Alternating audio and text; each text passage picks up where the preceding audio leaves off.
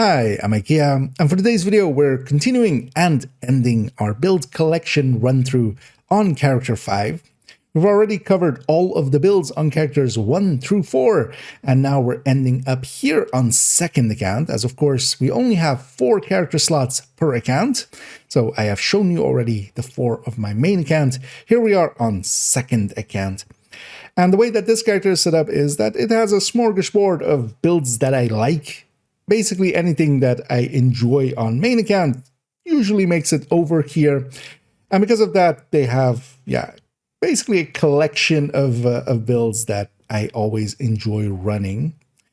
So covering those, we'll see a lot of duplicates, and mostly it's used as well to show alternate variations on some builds. So for instance, in the main body of the collection, we'll see for tipping skills, one with Overdogs, and then on this character, we'll see one with, for instance, Tinkerer.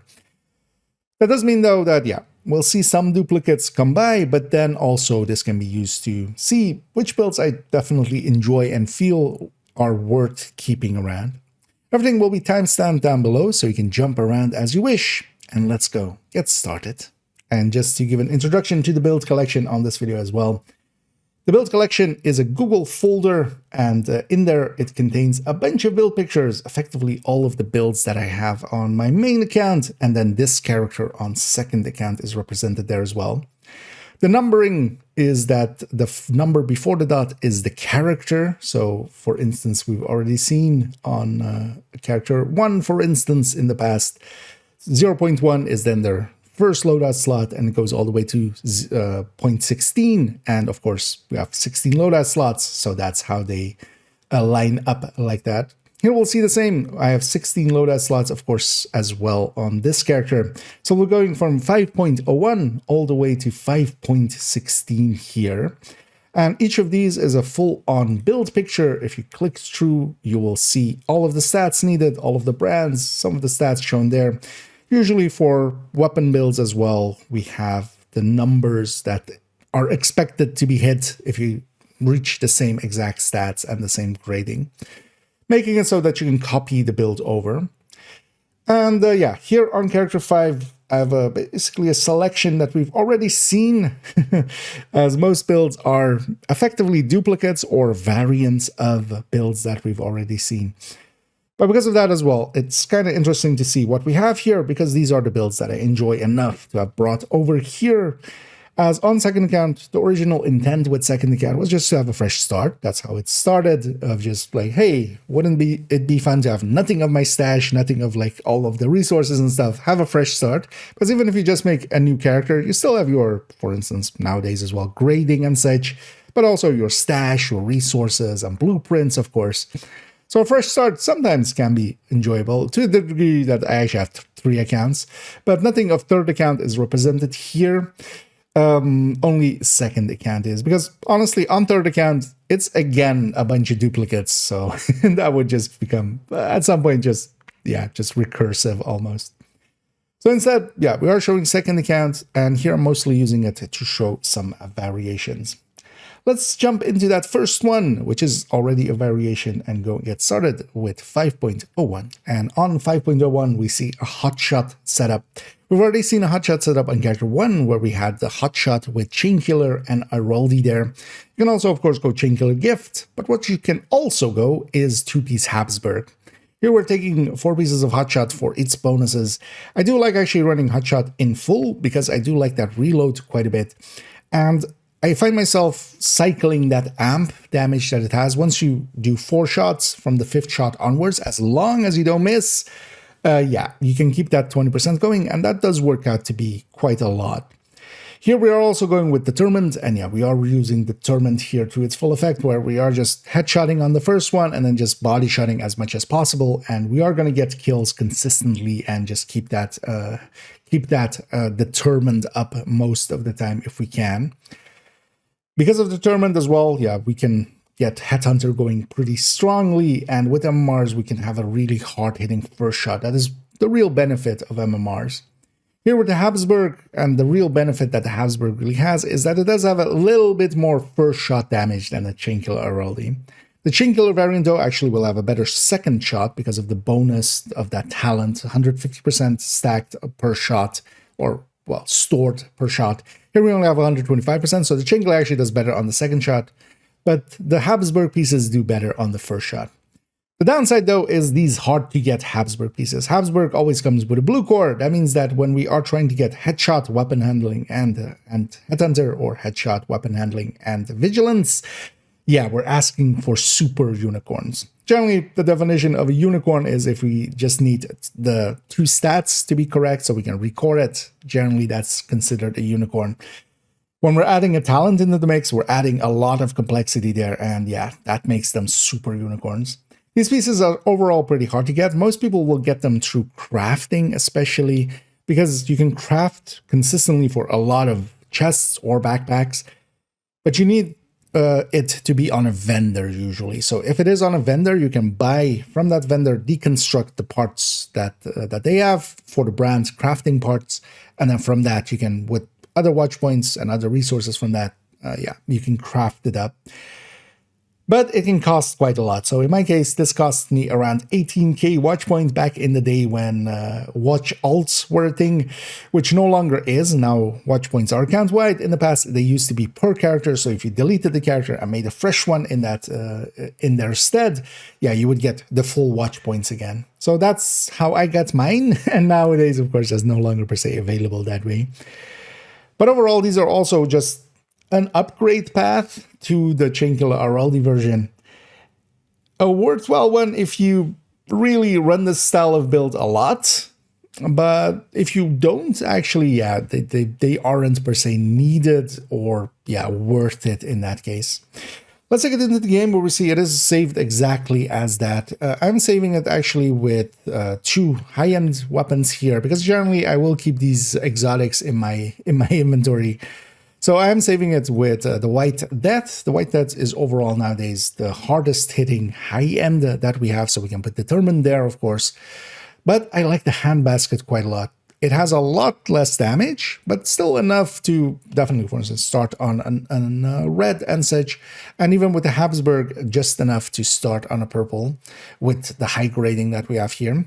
Because of that, I really like the Hand Basket because it doesn't scope out between shots, and that makes it quite a comfort thing.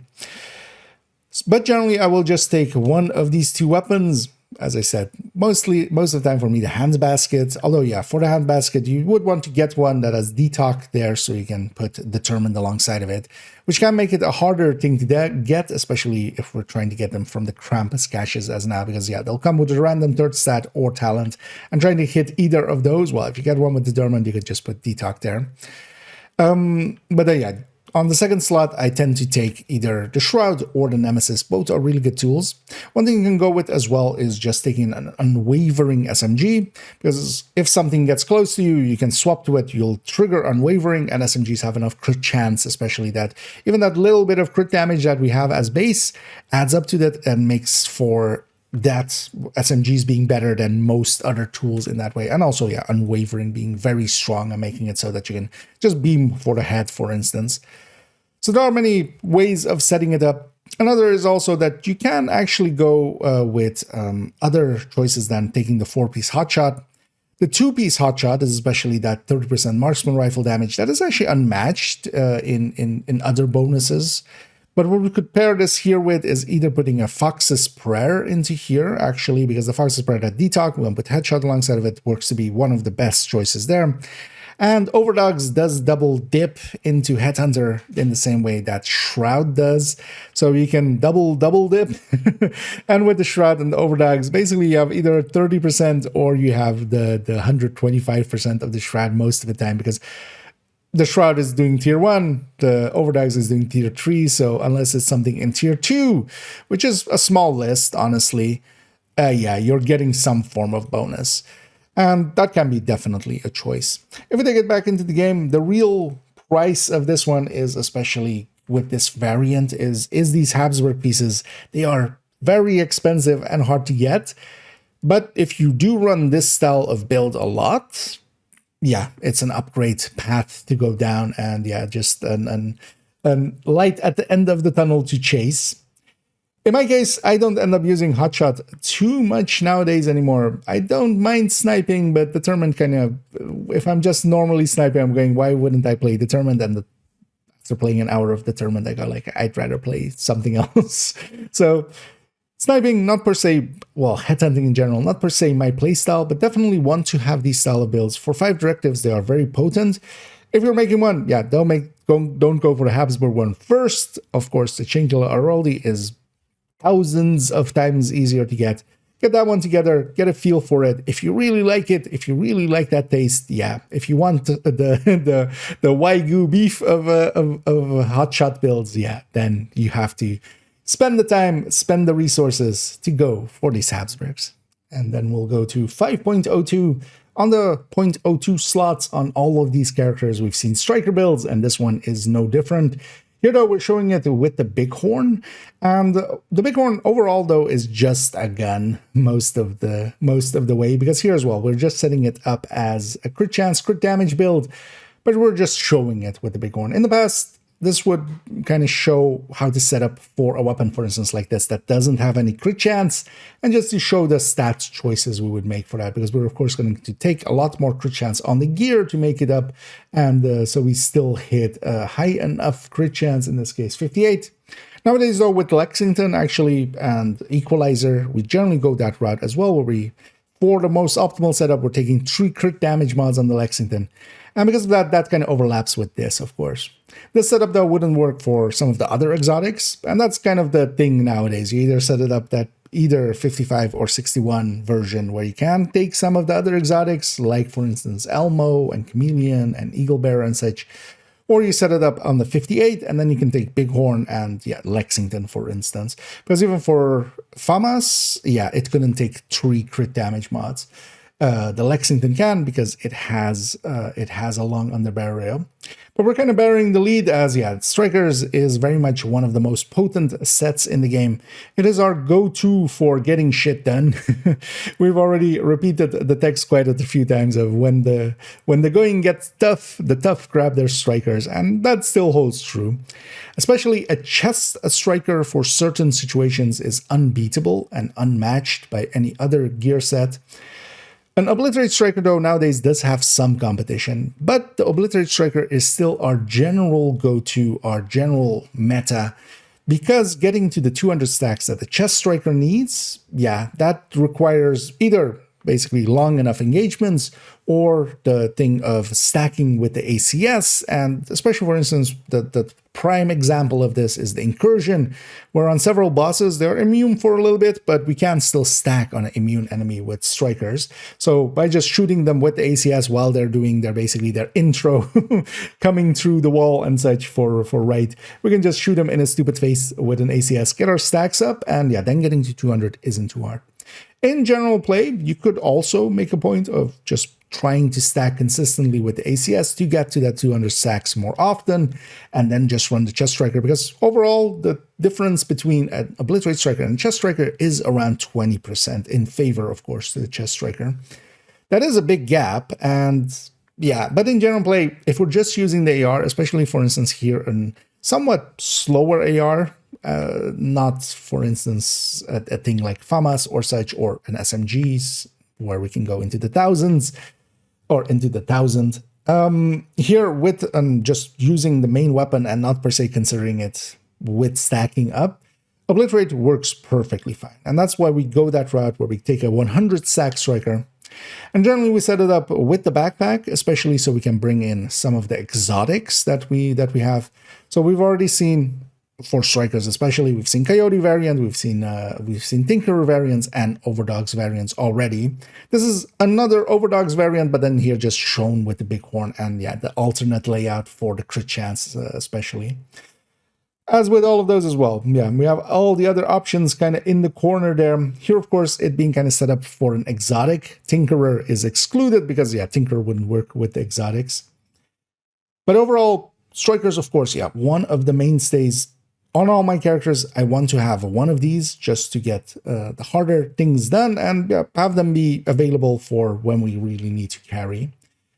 Here we're setting it, of course, up on the full red as we have it. That's mostly for group play. This is not something I would per se consider running solo a lot, even though they work perfectly fine solo. I like my tech tanks solo quite a lot. But then we take, for instance, Striker and put in a Memento and a few blue cores and make it a tech tank. But also don't be afraid, for instance, starting out, making 2 blue cores or such in here, or for instance, sticking just the Memento by itself and grabbing a shield, giving yourself a little bit of survivability just to get going at the start. The thing is, though, once you get adjusted to full reds, they can go really fast and they can be very powerful. If we take it into the game, we see a thing that we've talked about a lot going through the characters, but here we see it again. But just to explain it, as this is the first one on this character, it's saved with 5 pieces. And here in the case of Strikers, I even have that chest at the ready in their inventory. So we even have all 6 pieces here available. So we could go 6-piece Striker, but of course we wouldn't run it this way. Even it being saved as that 5-piece is just set up that I can either pull in an Overdogs and make it that Overdogs variant, and then I do have the Bighorn, actually not in their inventory anymore. But usually their Bighorn is in their inventory, and I can just stick that on there and make it that version. But of course, the other options that I want to have available to me is either to go Coyote or, for instance, Tinkerer. In the case of Tinkerer, of course, I need different weapons, and most of my characters have this as well, where they have at least 2 high ends at the ready, because the Lexington won't work with the Tinker. It is a named weapon, and it does count for that. So instead, if I go the Tinker route, I'll grab 2 ARs here that I have at the ready with different talents as well. Slot those in. I'm ready to go on a Tinkerer variant. We could also go Centurion. I could go grab that from the stash. Other things like Exodus or Nimble or even Bloody Knuckles. Even, of course, as we discussed, Memento there. That all works fine here.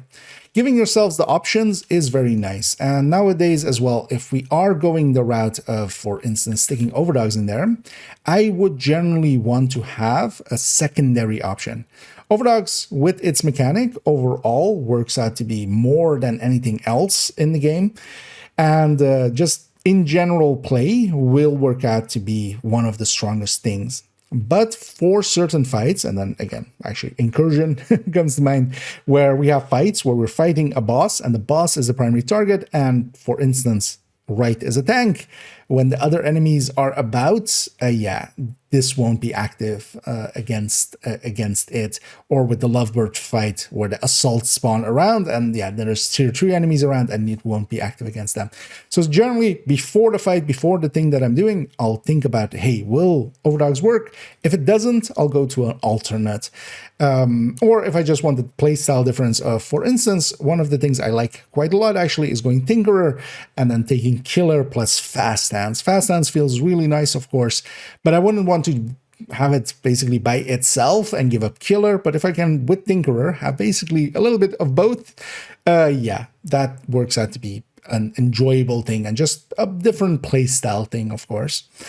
Coyote in group settings, generally I do want to have a Coyote in the team, and if in a countdown or something I see that there is no Coyotes at all, which actually nowadays happens sometimes, I would stick in that Coyote. Having a Coyote and giving up a little bit of my own damage will work out better, and then giving the team-wide buff of a Coyote is going to work out better than me just keeping a little bit more of my own damage. But with Overdogs, we want to always have an alternate to go to. Basically, we want to have an option B. And that can be either some of the other exotics, but that nowadays as well could be just 2-piecing this unit alloys and going for that second piece, sticking a second piece of unit alloys here somewhere. Generally, though, one recommendation I would give is to not go salvo as that second piece. Just the normal piece unit alloy works out to be a little bit better overall. It is a tiny difference in burst in favor of the salvo, but you give up quite a bit more than that in the form of its burst on the bursts you gain, but on the sustain and the damage per mag, you lose a little bit too much for my liking with the salvo. Here on Strikers, at least, mostly because we already have a rate of fire from the gear set, of course. Going back to the build picture as we had it there. Overall, a pretty easy build to get together. That's also why it's one of the highest, or well, it is the highest one on the recommended build list. And that is mostly down to, you just basically get 4 pieces of striker together, slap whatever you're getting from the season, because for instance, you'll get the equalizer from the season very quickly, slap that in, whatever other piece you get, and that would be honestly enough to likely get you through challenging right away. Just 4 pieces of strikers and just 2 pieces of high-end of whatever capacity. But then, of course, when we max it all out, then it can go to heroic and even beyond. That's why it is a general recommendation to start out with. It is that talent on it is really powerful and easy to use, of course. We're just shooting the enemy and getting stacks. Equalizer, of course, from this season, you'll get one from the reward track. You can also get the blueprint from the reconstructed caches, but if you're just starting out, that's a really big pool. But if you already were pretty deep into the reconstructed caches, this season opening up a few will get you that blueprint. Bighorn, of course, it is a legendary item. Sometimes it is also in the stretch goals. It is also droppable in the DZ. Overall, though, for instance, farming floor 10, if you really want to get the Bighorn Summit, you can set to legendary. You can farm floor 10 for the boss, and the way that that is done is just you kill the boss and then go back to the lobby while leaving an enemy alive. That means that you didn't complete the boss room, but you did get his loot, of course. You kill the boss and you grab his loot. You go back to the lobby, you go back up the elevator, you'll do another boss room, leaving an enemy alive so that you don't complete it. You just kill the boss, leave another enemy alive, and go back to the lobby each time. Or just doing some of the legendaries. Eventually, it's not per se a hard item to get, but not the easiest one either. It's not in the general loot pool. Trying to get it through the DZ and such usually is a lot harder as well. Sack Broker, as we have it here, can be replaced with the ACS. Just any ACS will do fine here, but also consider, for instance, putting an SMG or LMG here for different ammo types. With an Obliterate Striker, I tend to not often use this tool to stack up with. I sometimes use it, especially with Brazen, just to deal a ton of damage in close range, just unloading the mag, getting a lot of stacks, and then swapping over to my main weapon. But yeah, definitely consider also other weapon types. Overdogs, lastly, is in the general loot pool from this season onwards, and the blueprint is also available through Retaliation. That's also the preferred way to farm for it. If you go to Retaliation, you can set your target to gloves. You might get it as a drop if you do enough hyena completions, and it needs to be hyena completions. It is a blueprint reward for that. There's only 5 there, so eventually you'll get it, but you need to be consistently completing those retaliations. And that's not per se a super easy thing to do. Retaliations are a little bit harder, but especially with the tech tank, that shouldn't be too hard. And eventually, that way, going through retaliations, you'll have the blueprint, because there's no duplicates there, you'll eventually have all of the blueprints there. Might even be your very first one if you get really, really lucky. So that would be the recommended way to go for that. Overall, highly recommended build. Having a striker is basically on every character I have a striker. That should say enough. I feel you need to, if even you don't want to, if you're someone that goes like, I don't like meta and stuff, that's fine. At least experience it once. Run it once, play around with it, see what it can do, just so you know where it's coming from. As we come to 5.03, tipping scales on this character. Actually, this replaced, I removed a Hunter's Fury and a Negotiator from this character to make place for a Tipping Scales and a CoCo, a concentrated company. That should kind of tell you already that I really do enjoy Tipping Scales and I really do enjoy concentrated company. If something gets added to my second account, it means, especially if it's removing other builds, it means I enjoy them overall more. And I would say, while I enjoy Negotiator quite a lot, if I want that playstyle, I have several of those on my main account. We have a full-on Negotiator. We have full red one. We have a turret drone hybrid even, and even a tech tank. If I want that playstyle, I can still get it. But on here, if I really want to have, the smorgasbord, I want to have a striker, I want to have a Tipping Scales, and I want to have a concentrated company. And of course, as well, Hotshot as well, but then for different things. So here, the Tipping Scales on main account, we saw it be with Overdogs. Here, I'm presenting it with Tinkerer. Basically, again, a variation, just showing it as a variation out here. But set up in mostly the same way, but then, with the Tinkerer, and we're going, of course, Measured plus Frenzy, the bigger setup that I really do enjoy for Tinkerer. Let's right away actually take it into the game where we see that, again, it is saved with 5 pieces as a lot of these builds are. And because of that, nothing is stopping me from becoming that Overdogs version that I honestly do enjoy a lot here as well. With LMGs though, yeah, nothing wrong with going Tinkerer, especially because we can merge in Frenzy. What I do like about Frenzy is that if a fight goes on long enough, if a fight is worthy enough to go long enough, yeah, it'll just become Frenzy will come in. And its damage bonuses, the damage bonuses on Frenzy are enormous once it triggers, and that will just melt whatever is remaining. And up to that time, we still have Measure to kind of get us a little bit of damage going there. But with this one, yeah, I can go the route of sticking in that Tinkerer, or again, Coyote, Centurion, any other exotic that I like, even if I really want to do a Memento or such. And here I have saved it with this Sacrifice chest, as we saw in the build picture, was with the Equalizer. Thing is, though, that nowadays, especially seeing as we no longer really use Cheska chests with Obliterate, if we keep the crit chances and crit damages the same, especially that mod slot, of course, between the Equalizer and, for instance, the Sacrifice, we can just directly swap between them, which is a nice thing that is a side effect of the changes that, or the coming in of Equalizer is, of course. Nothing is stopping me of going and getting this Equalizer, and that's how I will mostly run it. But I do like having this chest around, and this is the only place that it is saved. Because of that, I've saved it here. If I, as well, on the striker end, want to sacrifice, because that is an option there as well, of course. And the nice thing about glass is, of course, yeah, it is a little bit more damage, but it's not just that. It's not just that it is 30% versus 24%.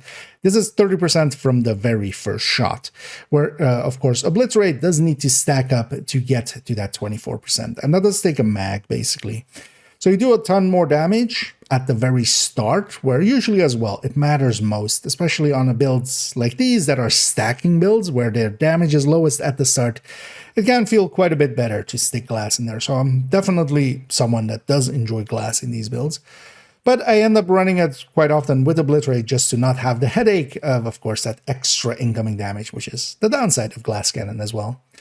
What Glass Cannon especially does is it turns all damage that normally sometimes we wouldn't concern ourselves with, things like a Rusher running towards us with an SMG, you can take quite a lot of hits with that on Obliterate, but you can't that much on Glass. Instead though, yeah, with Glass we can also kill them a little bit faster, so that helps. So overall, I do like having, again, giving myself the options. That is core to me, and here of course even more so, because on this character, I have a lot of these builds.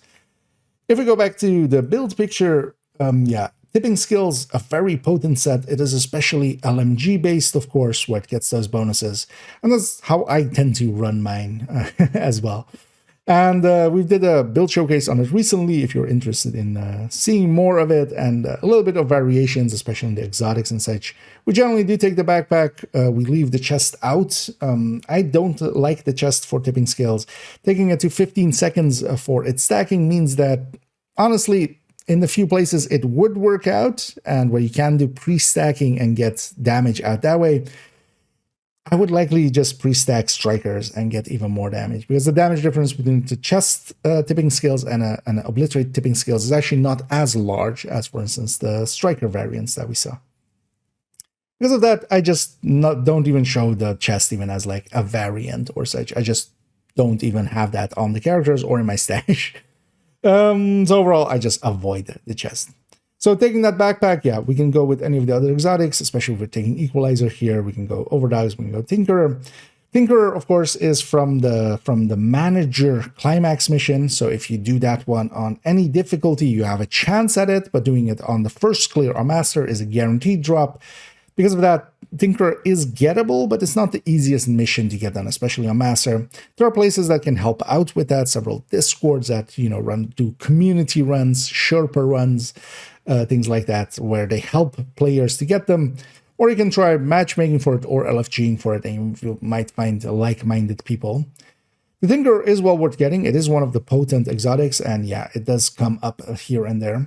For the rest of it, yeah, it is just red core pieces that we're keeping with red stats and such, so not too hard to get. The Equalizers we can also pretty easily get.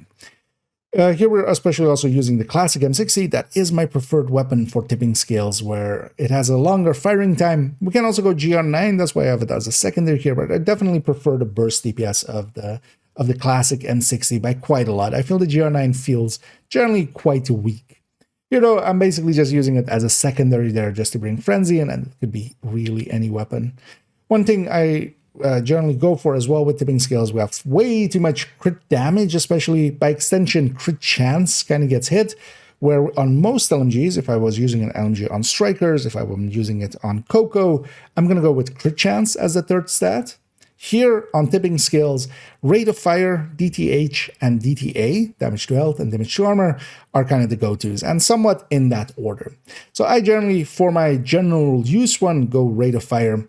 But for instance here though, with Tinker, we wouldn't want to use the secondary, of course. The Tinker only bonuses the first one. But if I was to have, let's say, overdogs in here, I would actually go rate of fire and DTH, as we kind of showed with the build showcase as well. And in places where there's a lot of H, for instance, a lot of warhounds, a lot of heavies and such, I would maybe swap to that secondary and get a little bit more damage out of that for that part. But rate of fire is the general go-to. Overall, tipping scales, as should be evident by it kind of replacing some other builds here on my second account, definitely worth having, and I enjoy it a lot. It is a different playstyle a little bit from strikers, and because of that, I like having it here just to give me options. 5.04 FI Future Initiative, the healing gear set, one of the two major healing gear sets that we use quite a lot, the other being Measured Assembly. Here, FI is one of our go-tos, especially because it gives a total weapon damage bonus to the entire team, as long as each player is at full armor for themselves. Any player that is at full armor, they'll receive the buff if they are in your group. And of course, we can try to keep them at full armor by healing them up. That's kind of the idea behind it, of course. Generally with the Future Initiative here, FI, what we set it up with is, for PvE end of things, is we do take the chest. The chest increases it from 15 to 25 total weapon damage and total skill damage as well alongside of it. We should say, mostly though, we use it for the total weapon damage side of it. We did take that chest to increase that bonus. The backpack on the FI gear set would only basically increase our proximity heal to other players. When we're healing somebody else, it has a proximity heal mechanic that it has healing ourselves and anybody within range, and that the backpack just increases that. That's not per se that useful. That's also why we generally go with different backpacks than that. BTSU Data Gloves is my go-to for any healing build, and also quite a lot of skill builds. Generally, if we are at skill tier 6, and a hive in some form makes sense in there, and not just the healing hive, because for instance, if we're using the Stinger hive on some offensive builds, even though of course it has a repair skill role, but for instance in the Seeker spam build, I still use the BTSU Data Gloves as my go-to because of that overcharge mechanic that it has. But generally, also for a lot of play in Division, we don't even need a full-on healing. That's also what you can see me go for here. We do have a few skill haste. We're not just smacking everything into repair skill, even though this one does have a decent chunk into those. But yeah, we are still taking a few skill haste alongside of it. The reason for that is also that we don't need maximal healing, because that's actually way too much. Much more useful is to have enough healing, then have some buffs, for instance, the FI buff. Here also opportunistic through the setup, or for instance with Hermano with perfect overclock, giving reload speeds and skill cooldown reductions. And then yeah, the BTSU Data Glove, even though it is kind of aligned with healing and helps out the hive quite a bit as well here, that supercharge that it has, and that's that overcharge. Whenever you overcharge, or well, deconstruct the hive, you will overcharge yourself. If you are at skill tier 6, which this build of course is, then it will actually overcharge the entirety of the team. That is actually one of the strongest mechanics in the game. If nothing else, that will reset everybody's hives, which is also a thing that the BTSU Data Glove will do, is just reset everybody's skills. Alongside of that, though, an overcharged on, for instance, some allies, an overcharged pulse will do extra damage. An overcharged shield is invincible. An overcharged smart cover gives a ton of damage to targets out of cover on the red side and a ton of bonus armor on the blue side. So a lot of tools become a lot stronger when we do that, especially in coordinated teams. Yeah, this is one of the most potent tools that gets used there. The opportunistic is, especially with the shotguns, if we just shoot the enemy, 15% debuff on the enemy, making it effectively always, if it's a debuff on the enemy, it's always going to be a separate multiplier, so it's a full 15%. And yeah, that helps, of course, to kill the enemy faster, so we don't need to heal for as long. That's the thinking behind it as well. The way that I generally set it up with my repair skills and my skill haste is that I try to make it so that the hive, especially with survivalist on top, the 15% healing from the survivalist, which isn't represented in here, that 2 charges is enough to heal up on full red, especially with a little bit of grading, all the way from 0, all the way from not having any armor to full. And to do that in 2 charges instead of 3, because a little bit less repair skill than this, and it'll take 3 charges, and well, it's 1 charge more. But of course, quite often, the hive just plonks all its charges into one person, as any healer will have ran into and be annoyed by. So, but that's my thinking there, and that's just something that I've picked that like, oh, we can kind of maximize for this. But generally, I would say keep a few skill haste, especially helping out with that ammo cooldown on the chem, because that one definitely can use a little bit of skill haste towards it. If we take it into the game, it is exactly saved as shown there. And then I do have the backpacks in my storage at the ready. So I can grab a Hermano if I need to. The Hermano does also make for really good bonuses, especially in places where we can't, for instance, shoot the enemy. But overall, these are the go-to for raid healing and for incursion healing. We would play around with the specialization sometimes for especially incursion, where Survivalist isn't as useful. Survivalist has more outgoing healing to it, but generally what it gets used for as well is that we can have the flame grenades, and the flame grenades make for a really easy sledge. Of note, and actually I haven't brought this up all through these videos, and somebody asked about that, so let's make that clear. It is also in the wrong text guide, but even though Perfect Sledge says for the person from the agent that applied the mark being the damage bonus to, no, that didn't actually come to pass. In one PTS, they were thinking of making it personal effectively and removing the group-wide component of it, but instead they just reduced it to 20%, but it kept the text from that PTS, which is kind of annoying. But yeah, no, this is group-wide with the flame grenade. If they just get hit by any of the flames, and of course we can just toss it and kind of forget about it, they'll just walk into it or they'll spawn into it, and then the sledge will be applied to them. Sledge with its 20% still one of the most potent damage bonuses that we have in the game. So we quite often use it for that, but for instance, with incursion specifically, yeah, the enemies are immune, or well, the bosses especially are immune to fire, so we would need to hit them right away. So then we, for instance, go with Demo or with Technician. Demo for the extra detox that it has, and also it makes it so that the mortars, if the healer gets hit by the mortars, they can eat 1 explosion per minute with the Demo's perk, and that can keep them alive, and hopefully through that keep everybody else alive. Otherwise, Technician for its Faraday effect, so you don't get shocked by the shock traps on the lovebirds, for instance. So sometimes we do play around with the specialization specifically to have different perks applied to us. Any place where there's disruption or shock, for instance, Technician comes into play quite a lot. Same, for instance, with Morozova at the end fight. Overall, though, a very standard setup. We just take 4 pieces of FI and stick a BTSU in there and take a backpack. The setup would be the harder piece to get here. It is actually with a blue core normally, so you do need to find one with skill haste, repair skill preferably, but you could also get away with just having one of the 2 stats and recording it, or keeping it blue core, and then you just need one of the stats, and if you just go Technician in general, that will make up for that 1 blue core. The BTSU Dead Gloves is in the general loot pool, and also the blueprint is available through Retaliation. You do also want to have a Scorpio. The Scorpio's ability is to kind of CC and then also give its damage debuff. And as you can notice, we're trying to do a lot of damage debuffs. This is and Scorpio is another one of them.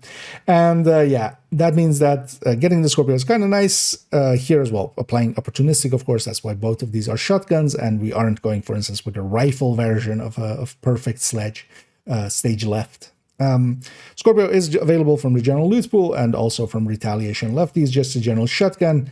All of these pieces come with yellow cores already, and we're keeping the stat alongside of them, making it super easy to get together for the FI pieces itself. So overall, a decent build, but situational. I would not run this in heroic. Honestly, I wouldn't even run it, for instance, for legendaries and such. This is mostly relegated to incursions and raids where this level of healing is needed.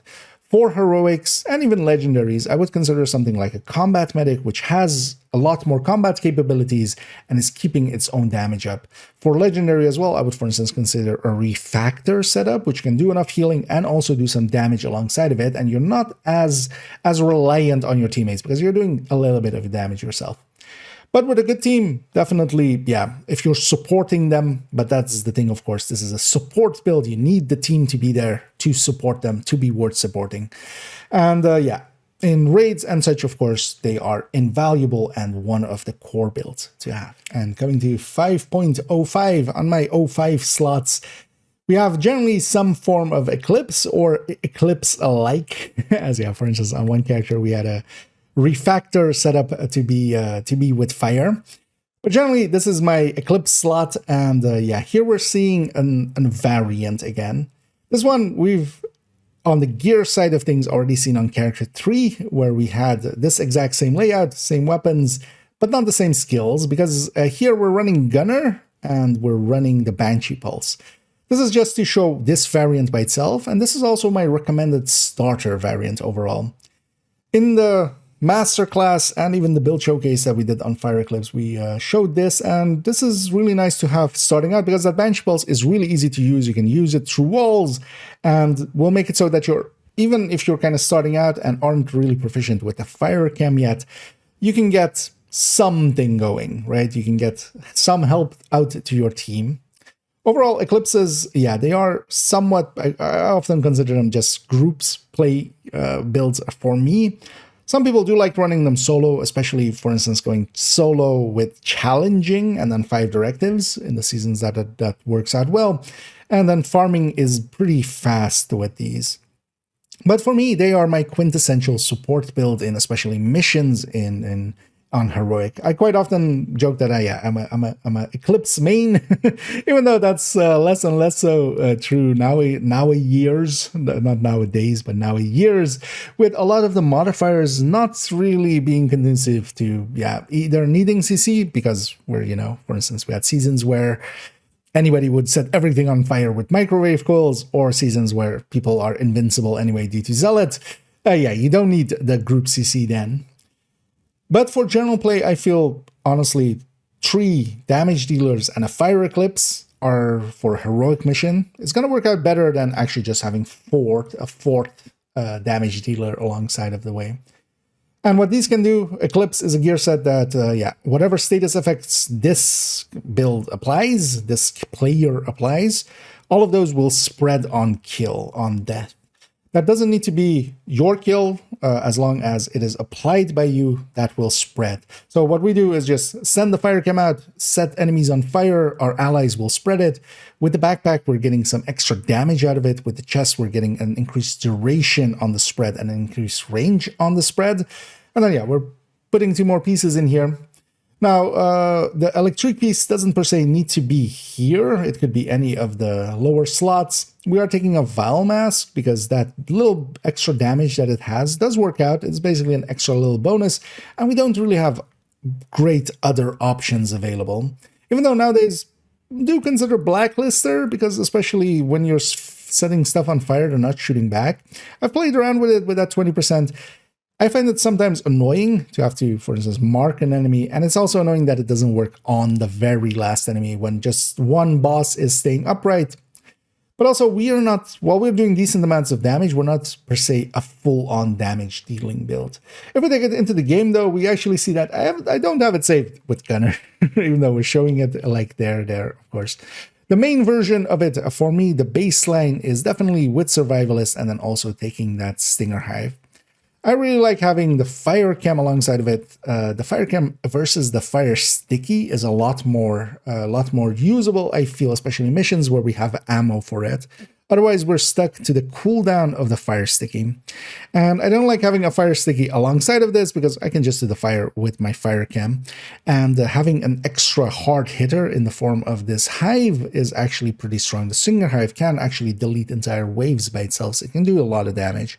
Even though it is scaling off of skill damage mostly, here we of course are setting up for status effect, but it still hits more than hard enough. We're going again with the lefty for sledging because yeah, we do have that option, of course, and that will apply for ourselves and then the group buff. And then also, of course, these grenades are really good as just, you know, if we know where an enemy is going to spawn, we don't need to time it perfectly. We can just send the fire grenade whenever they spawn. The lingering flames will still be there and catch them all. Scorpio is my go-to. You can also go capacitor here for the other slot. Capacitor can increase your damage a little bit and also make it so that you can kill a little bit more consistently. I like having the Scorpio though, that because it does, of course, do its own status effects. And one of the things is also that, yeah, while we're getting these status effects, especially the poison and the disorient, will keep enemies in place for long enough for me to land the fire cam underneath them if I need to. So overall, the main setup is like that. You can also, of course, go Snow Machine. One of the reasons I have it here, Snow Machine being the electric named knee pads, that makes it just a visual extra effect happen.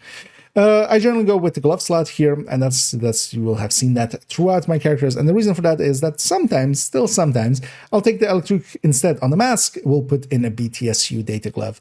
As we discussed several times, those BTSU gloves are really strong, and they are actually here, of course, yeah, with the Stinger Hive, we can use it alongside of there. And that makes for a potent variant as well. But honestly, I tend to just run it with the Vial quite often just for ease of use. But overall, a very powerful build. Eclipses are one of my go-tos and definitely one that I would always recommend to any players to try out.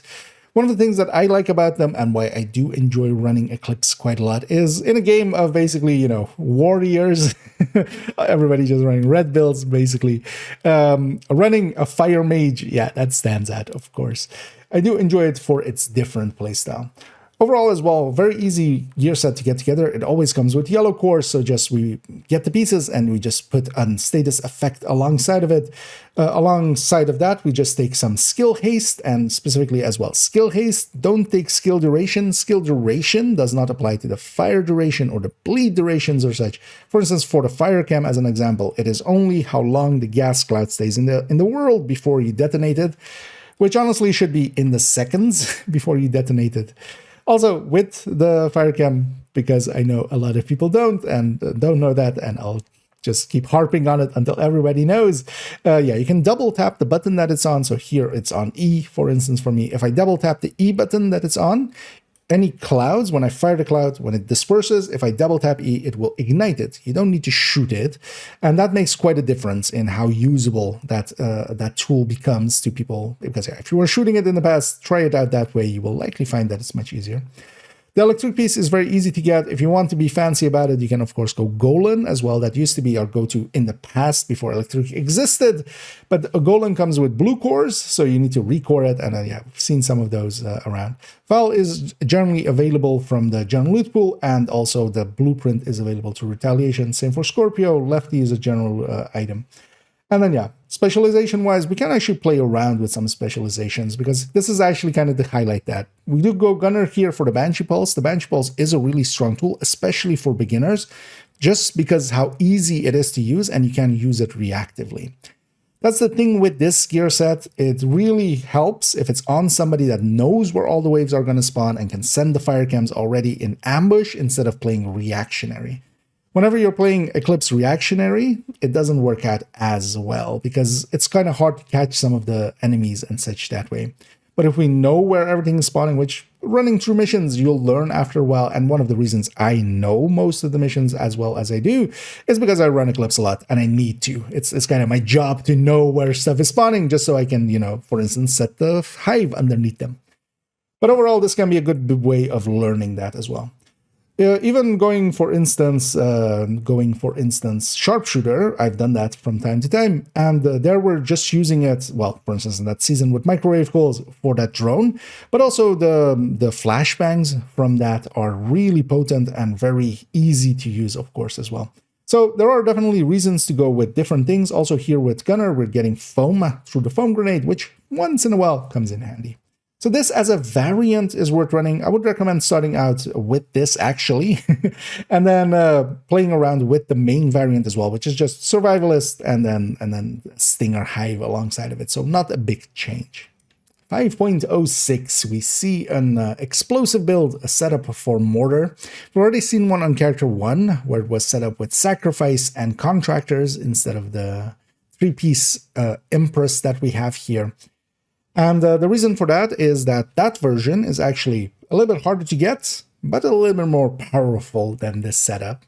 But this setup, yeah, overall is easier to get because you don't need that yellow cord sacrifice, which can be hard to get. Yellow cord contractors that setup had. We're avoiding those, and we do still keep 2 unicorns, not super unicorns, but just unicorns where we try to get skill haste, skill damage on a group of pieces, and then record them. Those pieces can also be anywhere else. The chest would, of course, be a super unicorn, so likely we won't go there, but this could just also be holster or mask in the setup.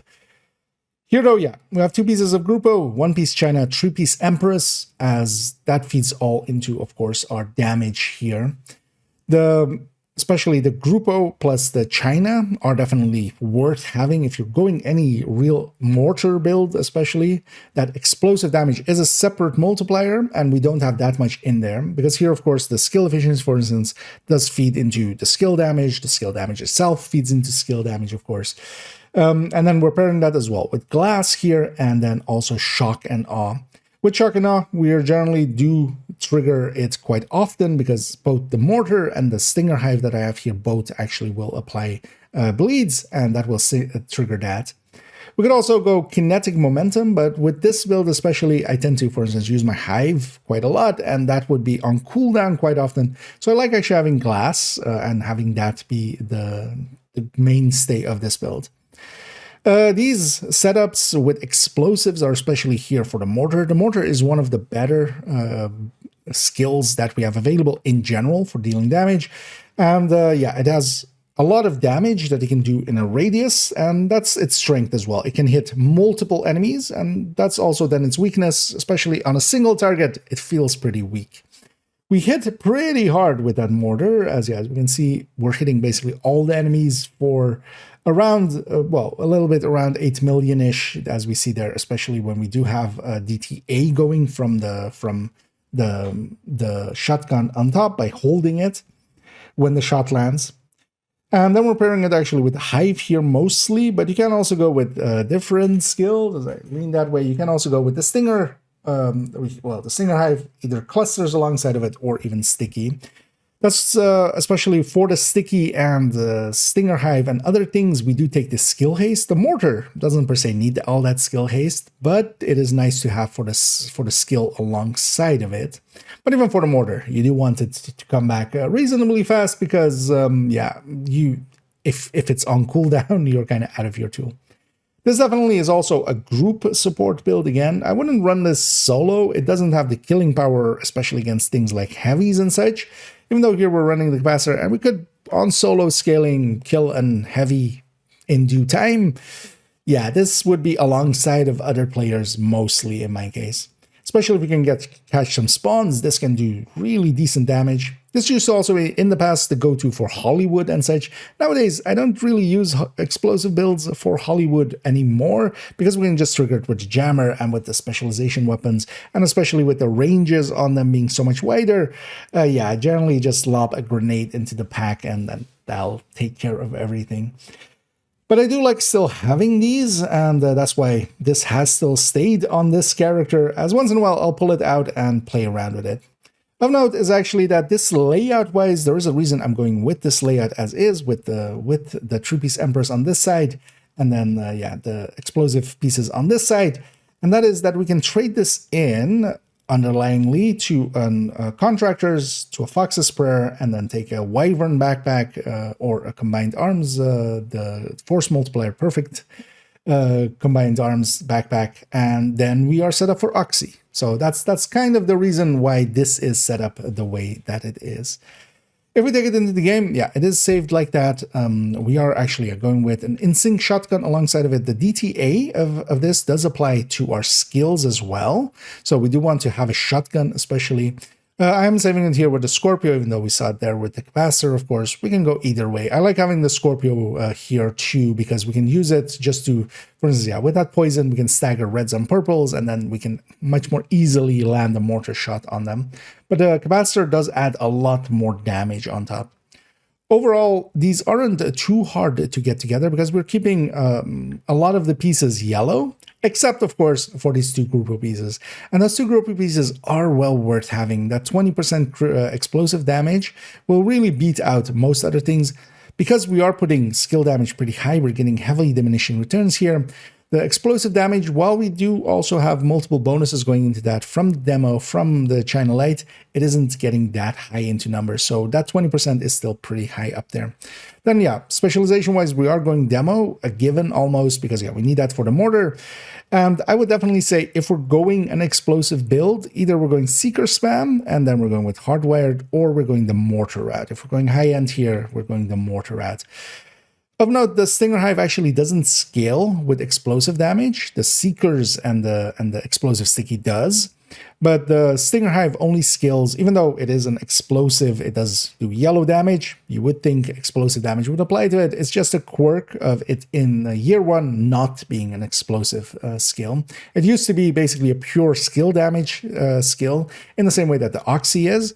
But going into year two, they changed that. So, but skill damage does apply to that. The explosive damage doesn't. But the Stinger Hive is still, to me, one of the most potent tools, as we can just toss it, have area denial, not think about it as well. We don't actively need to use it. And because of that, it is one of the stronger tools. And it can basically delete a wave, especially here with the skill damage that we have here. But of note, just to know. And then, yeah, the Mortar will be our main tool. As we saw on character 1, yeah, that setup with the sacrifice and the contractors makes for a little bit more damage than this overall, but is also, of course, way harder to get. That's also why I have both versions in the build collection, just to show both variants. And one of the things, though, I've been considering is actually moving this to main account and replacing on main account the turret drone, the full turret drone the last remaining full turret drone, the crit chance, crit damage kind of half hybrid that we have there, to replace that with this, just so I have another slot here, because I don't end up using this build that much anymore.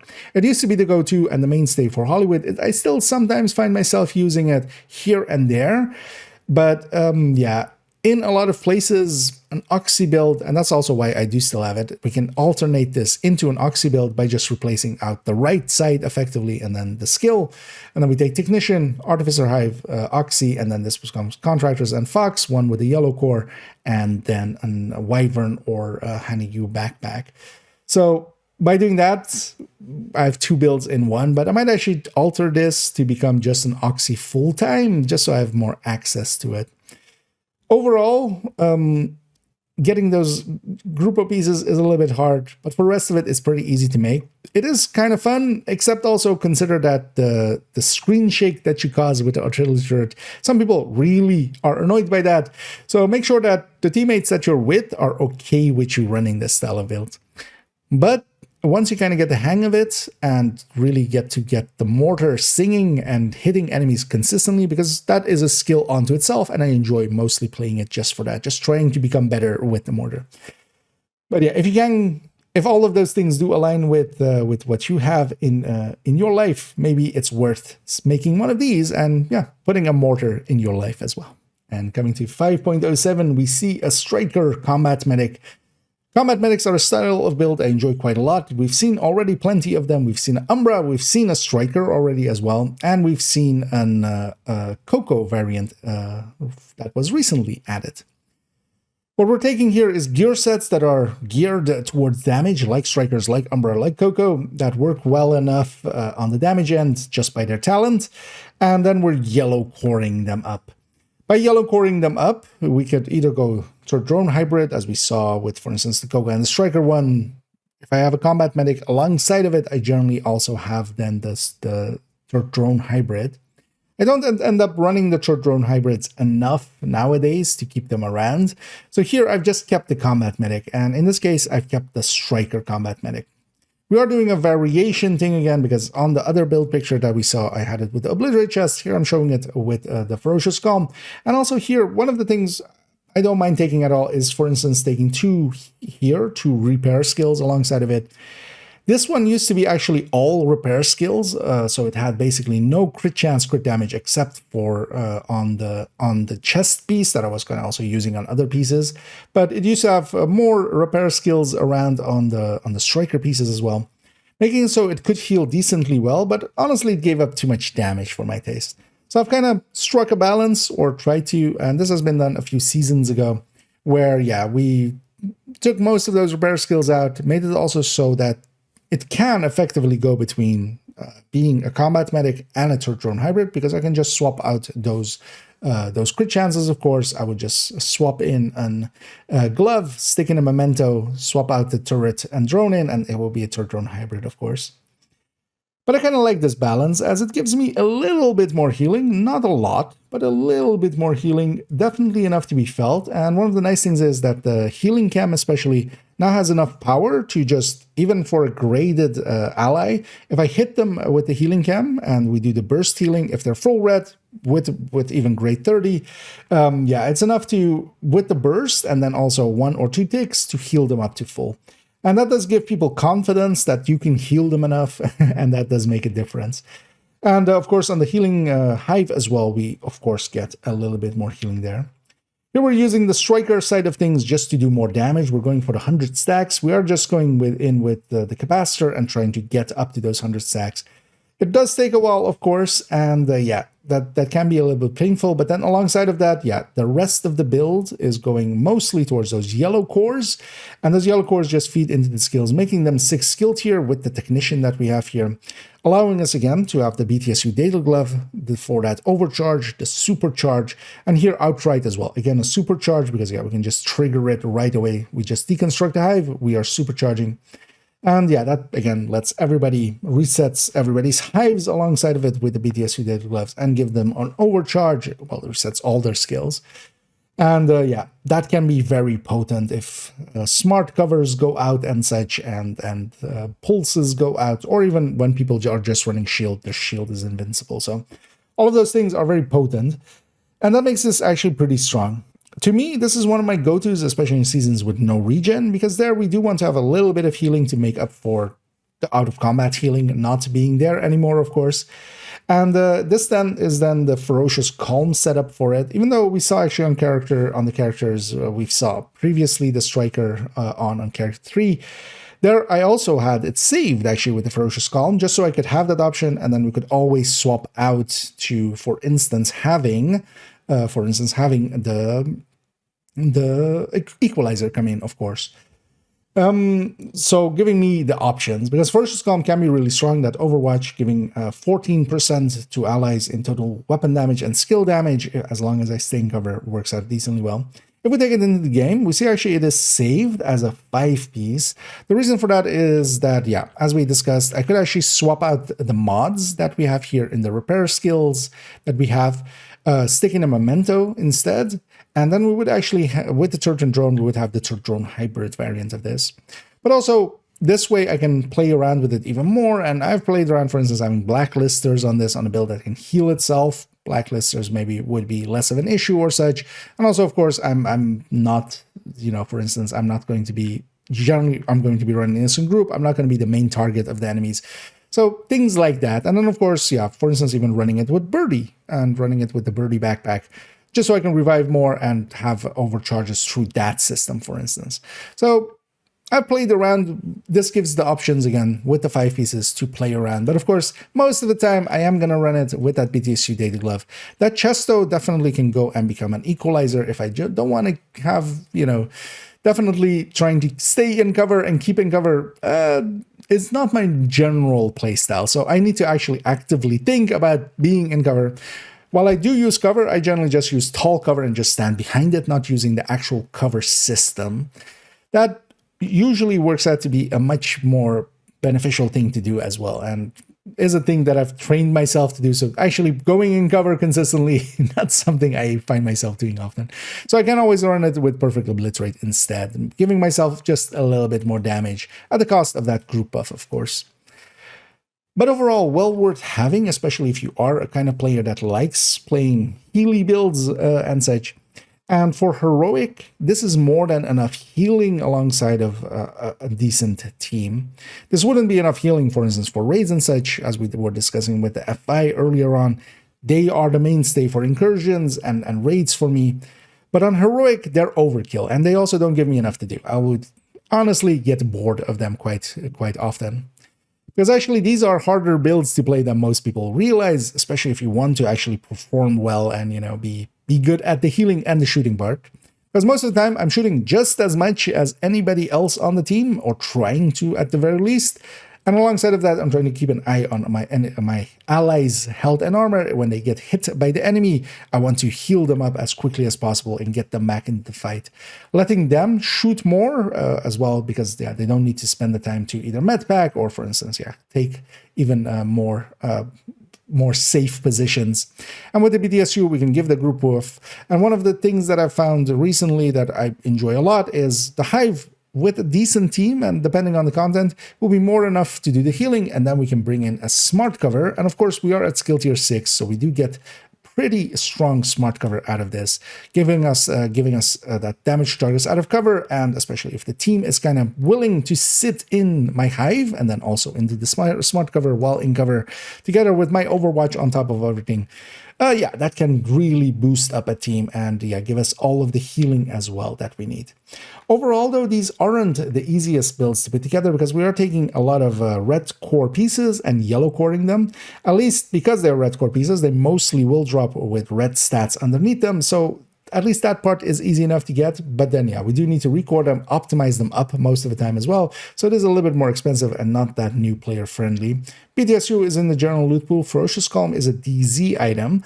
This does mean that yeah, it can come from named caches and such, and then also the blueprint is available through reconstructed caches, but that is a deep pool, so if you're just starting on it, it's not likely to be, you know, the first things that you get. There's more than 100 items in that pool nowadays. So it is a deep pool.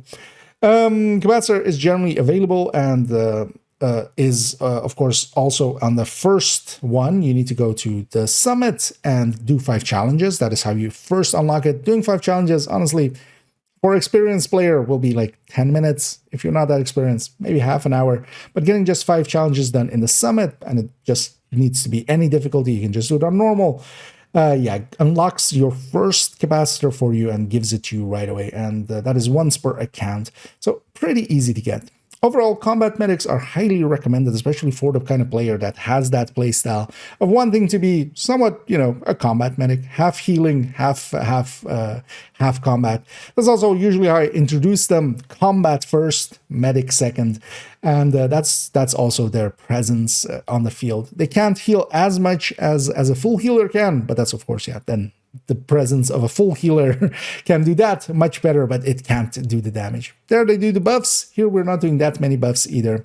But overall, well worth having if you're into that playstyle. And on 5.08, we see the second NinjaBag build on the build collection. There's 2 of them on here, and both of them are headhunters, giving away as well how much I like these, which is not that much. But they do work out in certain situations. And this one as well has a unique trait to it that while we do have a Memento style of this kind of build, yeah, this does something unique. That's the places where I feel NinjaBag can see some use. Here we have a headhunter set up for rifles, and this came in several seasons ago when Zvia came in. It gave us the option to have another bonus going towards rifles, making it so that we had a very potent way of getting our damage a little bit up, making it so that, for instance, in a tech tank style that this somewhat is in, even though I'm kind of in this tech tank, it actually isn't. Generally, to me, a tech tank needs to have the Memento. Those bonuses from that are really powerful, and that's also what we already have seen on character 2 earlier on, was the Memento variant of this, the sister build to this. This one, though, is with NinjaBag, and then we're taking two-piece Overlord, one being the Fox's Prayer, two-piece Zvia, here one piece being the Eel's Grasp, together with the Picaro's Holster, making it the 2-piece where we get the skill tier of it, making so we get a ton of rifle damage and also a bunch of bonuses along the way. From the Fox's Prayer, we get, of course, rifle, accuracy, and then weapon handling 30%. From the Zuia, we get magazine size, rifle, and then also weapon handling 30%. With the Eagle's Grasp on top, even giving us more weapon handling here. We have a total of 91 weapon handling, and our reload, just without any other bonuses on top, we have 121% reload. We basically have a full fast hands going all the time, always. That's the thing of this build. With that NinjaBag, we can get all those bonuses in there, and that makes it so we can reload this rifle very quickly. Then the rest of it is set up to have effectively a TechTank style shield, because yeah, the Memento would definitely make the shield a lot stronger than it is here. Being healed by here a 3-tier Artificer, so the healing on the Artificer is about the same, but for a weaker shield. And then damage-wise, here with grade 30, we can just about start on a red. And then our second shot can be a red or a purple, and our third shot and beyond can be an elite. Now, why would we do all that? Yeah, the reason is, of course, let's limit ourselves to that. The reason is, yeah, having that 6-tier shield, we can have a lot of defense. We can very easily just push up on enemies, and that 6-tier shield still takes a while, even without the bonuses from the Memento, to get through. And then we have a pretty fast reload for it. Here going into the game, we see that I have it saved exactly as shown there. I like it a lot, of course, and the numbers shown there were with the determined 1886, of course, just for really, really quickly just getting one headshot in, and the rest we can just body shot. But I also really like this build with the Diamondback, and actually with the Diamondback, with a little bit higher grading than this, which we do have on main account, on the Diamondback, there it can actually start even on a purple. Then the sister build of this would be effectively just that Memento going in and that second piece Brazos. That's how that other one was set up. And we saw already on that character that I have the pieces on that character to change it to this version. On this character, I actually don't have the pieces to turn it to that version, even though I do have a headshot Memento in here, yes. And the other piece is in my stash, and I can always go grab it if I wanted to. But I find myself really gravitating towards this very high weapon handling setup here. That's the main reason I do like this NinjaBag variant of this one, and that's why it's one of the very few NinjaBag builds in the build collection, because in a lot of other places I feel it's misused, or show me a NinjaBag build and I'll generally show you a better one with Memento or just using some of the gear sets themselves. It's very limited actually in places where the NinjaBag actually works out to do something unique, especially here. That 60 weapon handling that we're just getting from those extra bonuses here, that's the unique thing here, on top of the Eagle's Grasp, of course, and other bonuses that we have. I do enjoy this build, and especially with, for instance, Reanimated. This, even with a Mark 17, can just start on a purple. With the 1886, it can start on Elite. And then we still have that 6-tier shield. That's, of course, the strength of this thing here. We have a very strong shield to hide behind. Although, of course, with pistol headhunters, we would have an even stronger shield, but then we're a little bit weaker than this. And of course, having those blue cores just there makes that I survive behind the shield. Because sometimes a grenade launcher shot, for instance, will not hit your shield. It will land behind you and kill you instead of your shield. So it is handy to have a few blue cores, for instance, as well, if you can get them without giving up too much. Going back to the build picture, layout-wise, yeah, it is the sister build to the other one, as we discussed yet. We could just swap out these two pieces to make that Memento variant. And the Memento variant is also one of my go-tos. For trying to put this together, it isn't too hard. We're keeping the Zvia pieces, for instance, here with their normal cores. We would want one piece to be recored. Mostly either the Eagle's Grasp, the Fox's Spur, or the Mask would be the place to do so, because, yeah, those would be easier pieces to find than the chest here. The chest can be a little bit expensive because, yeah, we need to find it either with Headhunter there and then 2 out of 3 stats, or with, for instance, the preferred way is to have all 3 stats and then we can free talent this, and that can make it a little bit expensive. NinjaBag is in the general loot pool and also available from the Retaliations as a blueprint. Same is not true actually for the Diamondback. The Diamondback is not in the Retaliation system, but it is actually in the Rifle general loot pool if you want to get it through there. Trying to find an 1886 with DTOC can sometimes be a pain. You would want it that way as well if you're going to optimize and for instance, as well put grading on it. You would want one with DTOC so you can free talent it, so you can play around with the talent. Here we're of course going with Determined, but maybe in the future that changes. Maybe Determined changes, maybe new talent comes in that is way more powerful, although that would be super OP. But yeah, you do want to have it free talentable if you're going to spend that grading on there. Overall, though, yeah, not too hard of a build to put together. One worth trying out, especially for its headhunting capabilities. I really like this for going around and doing activities because, yeah, we wouldn't want to take this up against names. We never really reached the potency enough to kill a named, so outright we would need to two-shot them.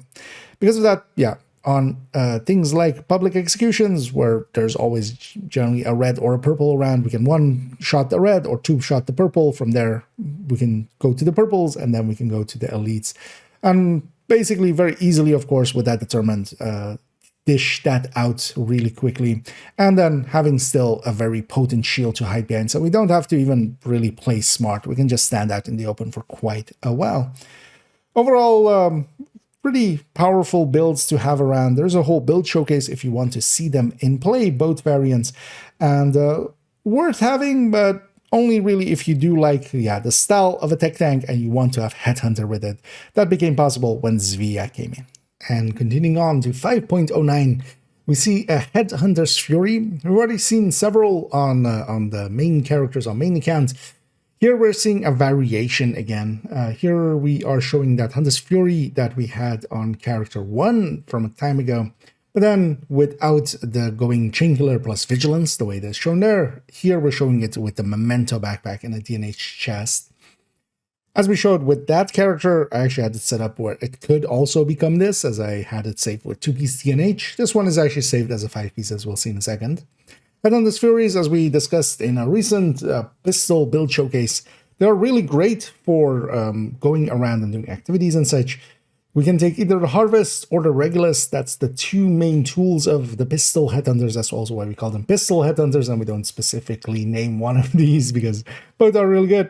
And also why we call them Headhunters and not specifically Headhunter's Furies like this one is. There's also a high-end like we saw in the character 4. The Hunter Fury variants, they have their benefits. If they get close enough, and well, you need to be within 15 meters, you do get armor on kill, you do get disorients from Hunter's Fury, and also the armor on kill from it is really nice. Here we're setting it up, yeah, with a Dice City chest and a Memento backpack on it, but let's go into the game already where we see that it is saved as a 5-piece again.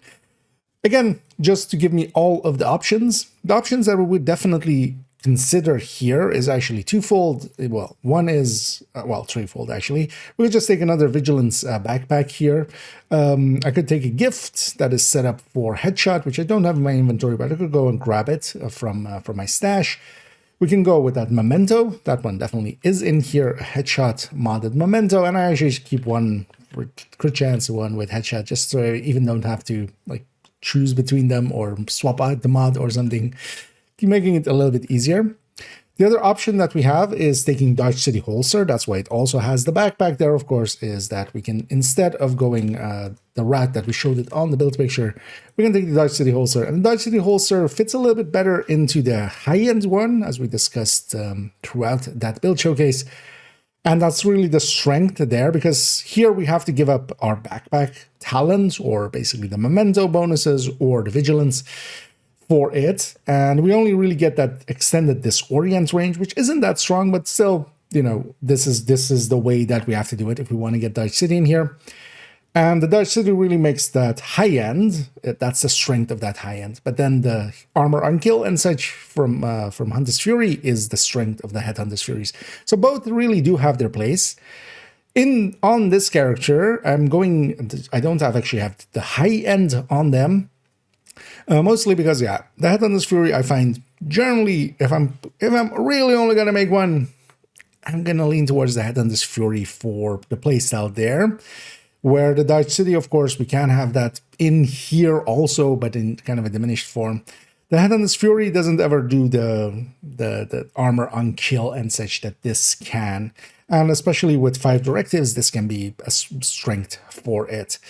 Now, if we then take it back to its build picture, yeah, it is set up pretty easily where we're taking Hunter's Fury pieces. They will come with red cores. We're putting Headshot alongside of them. One recommendation I would have, which I'm actually not doing here too much of, but it can be handy, especially for reanimated parts, is to have the core, have them be with headshot stats, so we can put the core to be blue cores. So we can have a few blue cores. Here though, with the Memento, we're already getting 2 blue cores there. And then you also have a few options. We either take Firewall specialization-wise, and that is especially for that Striker Shield that can give a little bit of a damage bonus. Otherwise, my go-tos, which I tend to go more, especially if we're going Memento already, is either Technician, and we get 1 more tier for a Bulwark Shield, which then is a 3-tier shield, and that's actually pretty strong already. Even the 2-tier one, once the Memento is charged up, is pretty strong. Or we take Sharpshooter, and that is, of course, for a little bit extra stability, and then also usually for that drone that we can have. And with seasons with cool skills, I would generally take not a Revive Hive and just take that drone, put that drone out. While I'm going to the activity, my shield would come off of cooldown again, the usually Bulwark Shield, and I could have those 2 out. As with seasons with cool skills, if we're using the shield, we're foregoing that other skill anyway otherwise, and Sharpshooter can make up for that. But Technician is a all-round go-to just for that skill tier over there. And yeah, as we showed, we either go Regulus or Harvest. If you don't have either, this build isn't going to perform really well, but you can still go with the Police 686. That would be then my pick. Liberty and such are nowadays way lower than this. And yeah, this can start on a red. On the second shot, it can be a purple. And that is even without, for instance, getting any Hunter's Fury going. We do need a little bit of charges into here, and we are on a grade 30 pistol, of course. So you do need some grading. You do need the Memento charged up a little bit, especially for that first shot to kill a red outright. But otherwise, you 2-shot the red, and then you can 1-shot the purple afterwards. We never reach the heights that we would need to kill a named outright. And that's the reason why I wouldn't per se take this, for instance, into missions, although you can, or for instance, control pointing and such. I feel that's more the domain of MMRs. This, though, for activities, yeah, can be really strong, especially because we, of course, have that determined going with the Harvest, or with the Regulus. We can effectively delete entire waves as they spawn. We just pop 1 head, the Regulus makes an explosion happen off of that, and that can be really strong, especially together with that Dodge City, because that Dodge City shot, if we hit the head with it, yeah, we will do the Dodge City shot, and that can already be a very powerful shot by itself, but then the explosion is that same number, and that can be a wave clear by itself. That's why Dodge City can be really strong. Overall, yeah, the Headhunter's Furies and pistol Headhunters in general, I do want to have 1, if nothing else, and I generally do have 1 at the very least, and here we see this characters.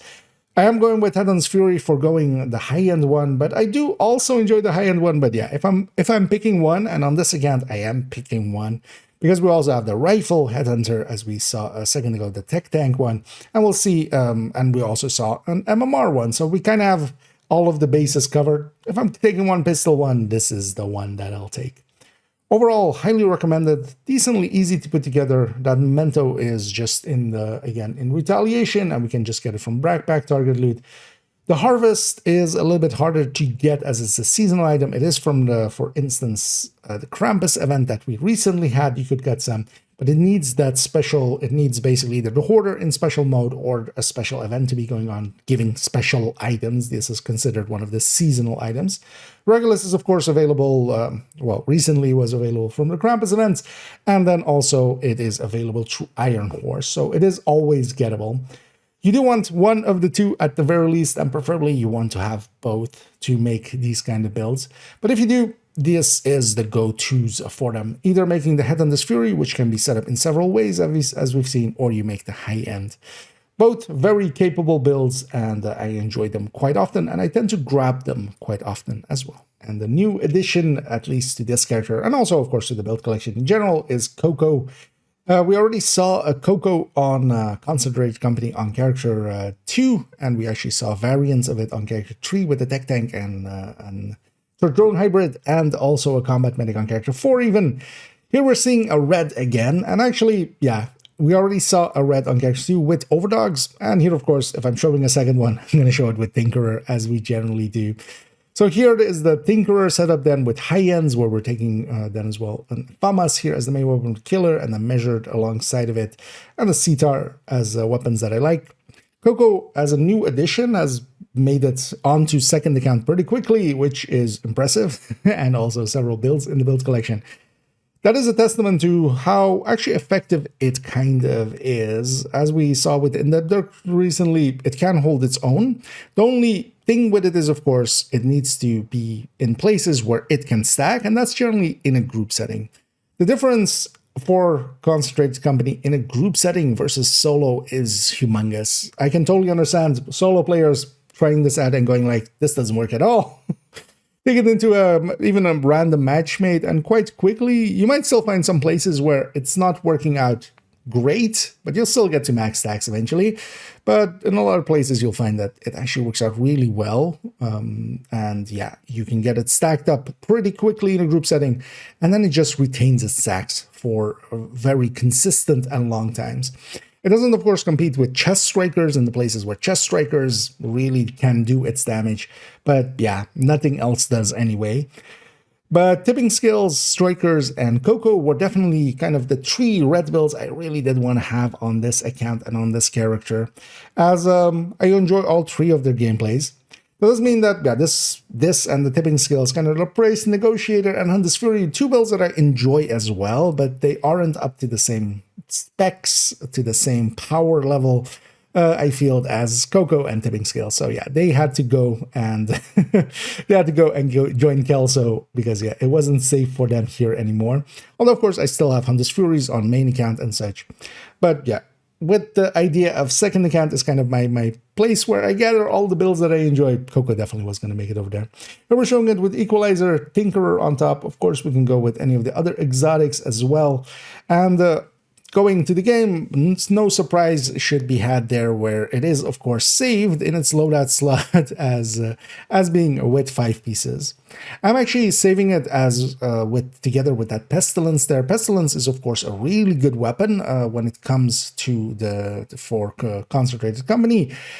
But with the Tinkerer, it wouldn't work out, of course, because we can't have an exotic weapon there. So it is saved like this. I generally still go Overdogs, even on this account, of course. Even though I'm showing it with the Tinkerer there, I've set it up so I can make any choice that I want here. So generally, I will take the Overdogs, and then, yeah, we'll take, well, I'll likely swap that FAMAS out for Lexington as well, and then just run it that way. If we are taking Tinkerer as in the build picture, yeah, I have that other weapon at the ready. It is saved somewhere down here, where we have the Cetar, and then, yeah, we go FAMAS Cetar, Measured, Killer. I also really like Killer plus Fast Hands as one of my go-tos that I quite often do grab. We, of course, can go other choices here as well. We can go Exodus, we can go Nimble, we can go Centurion, we can go Bloody Knuckles, we could even go Memento. Taking the Memento in the setting of CoCo does actually work out decently well, giving us some, well, tiering towards, for instance, taking a turret and a drone, and a little bit of skill efficiency towards them. But I feel if I'm going that route, I'm going to go all the way and go to turret-drone hybrid. If I'm taking the red version, to me, it's effectively between either Overdogs, Tinkerer, or just taking that second piece unit, as that can be pretty strong and just all-rounder. Of course, Coyote should also not be forgotten at all. Taking it back to the game, we've discussed CoCo a lot recently, but layout-wise, yeah, we generally want to take the backpack as is good enough to be ran. Vigilance is a little bit more than it, but what the backpack especially opens up is options like the exotics.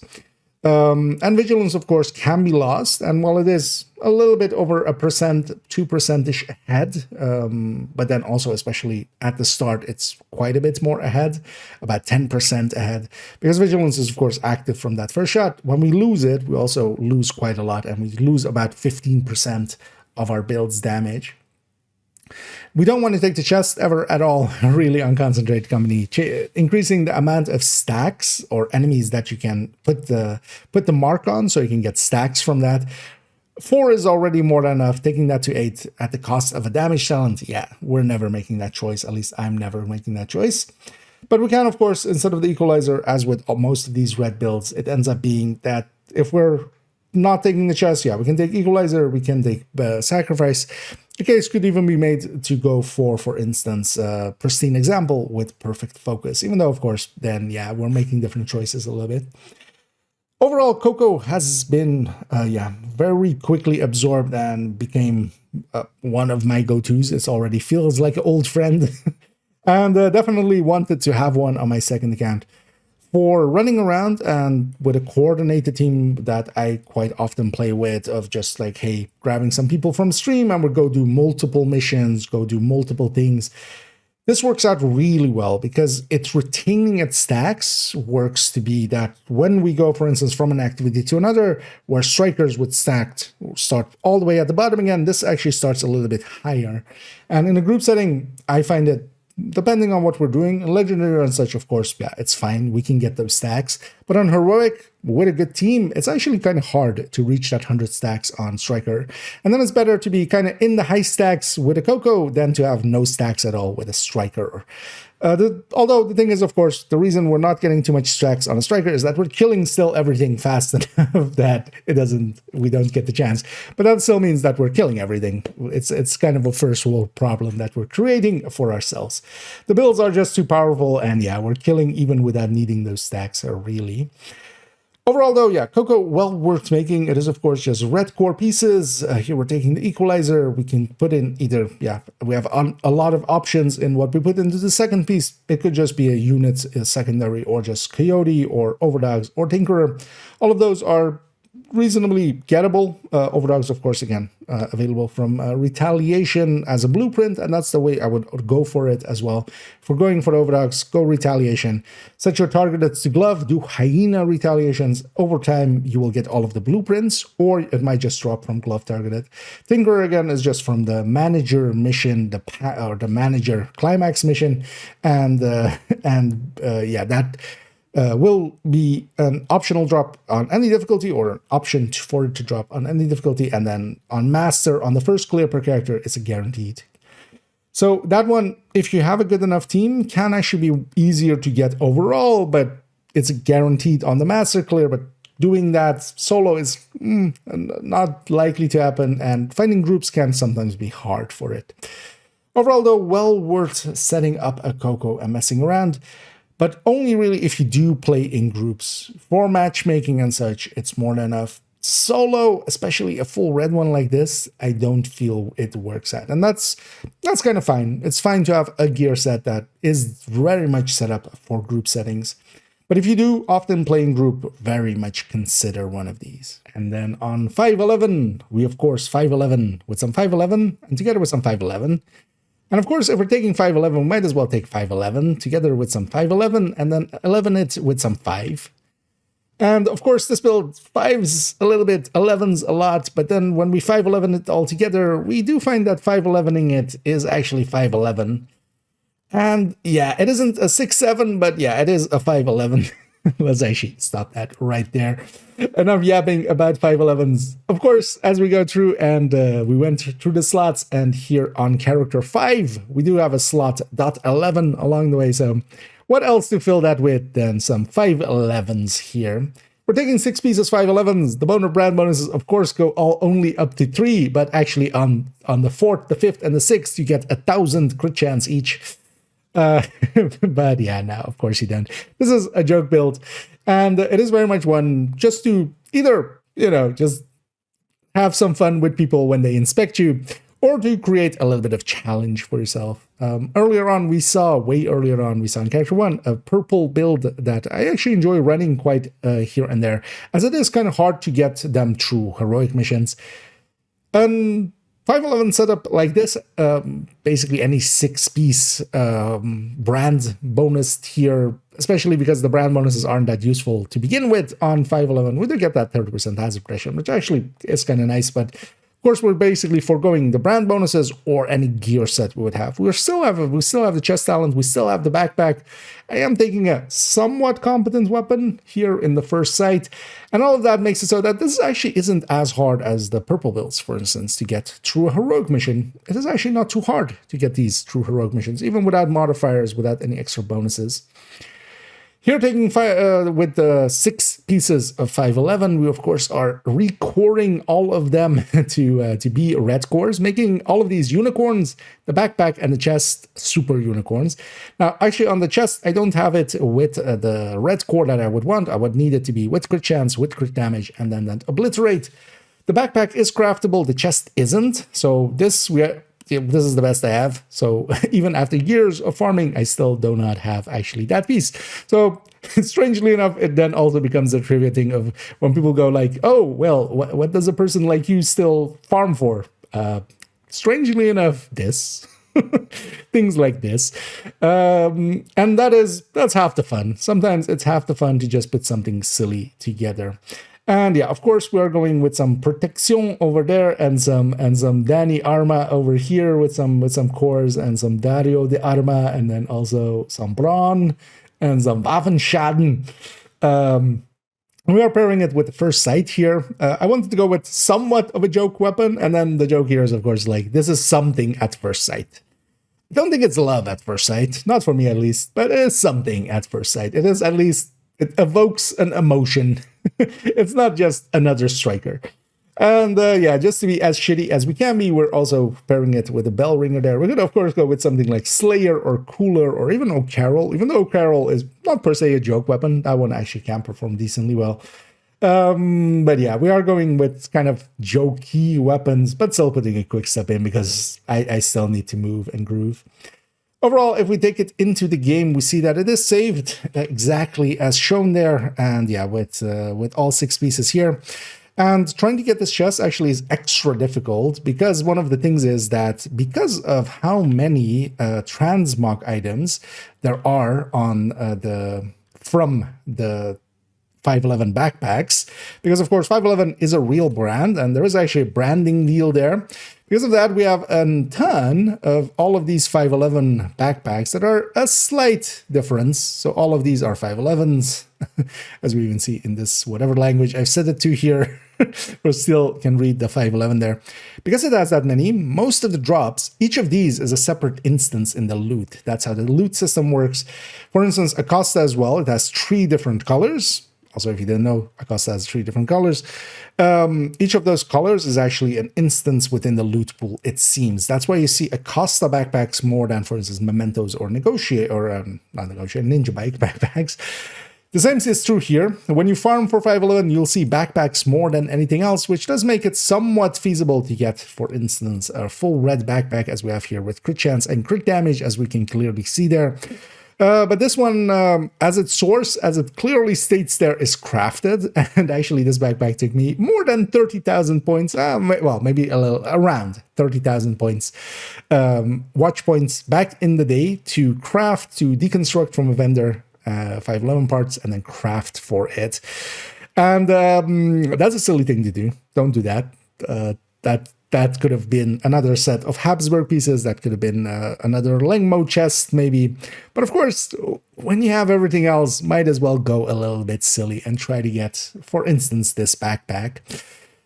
But on the chest, I still don't have it that way. I don't have a crit chance, crit damage, obliterate that I would love to have, and then red core it up. So we have the full red, to my great shame. Yeah, that still has not come to pass.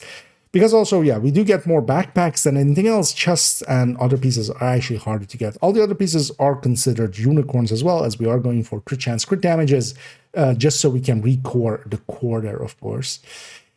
Brand, 6-piece brands, you could actually do this with any brand. Even if you made it out of Cheska, it wouldn't per se be very useful. After the second piece, you know, you're getting some hazard protection there, but, you know, the last 3 pieces don't do anything anyway. A lot of people have done it with different brands. You could go, of course, Lengmo, because some people will have several pieces of Lengmo lying around anyway. You might go 6 pieces of that. You can go 6-piece RNK. You can go 6-piece, you know, lesser used brands like Murakami. But even if you make a 6-piece Grupo, yeah, that's still not a good choice, of course. But it does turn heads, and yeah, it is definitely something at first sight. Overall, it is somewhat recommended if you have everything else to make a joke build, make a purple build, make a 511 build, hell, make, you know, just something odd to play around with. And of course, taking this, for instance, through an heroic mission, it's definitely a difference taking this than, for instance, you know, just taking a striker again. With those, we are way more powerful, and actually, from a damage perspective, this has about the same damage as, for instance, the striker or heartbreaker tech tanks. But then, of course, the heartbreaker or striker tech tanks have that ability to have a 6-0 shield. and then have a lot more, basically the same damage, but have much more utility in the regen and a very strong shield in front of them.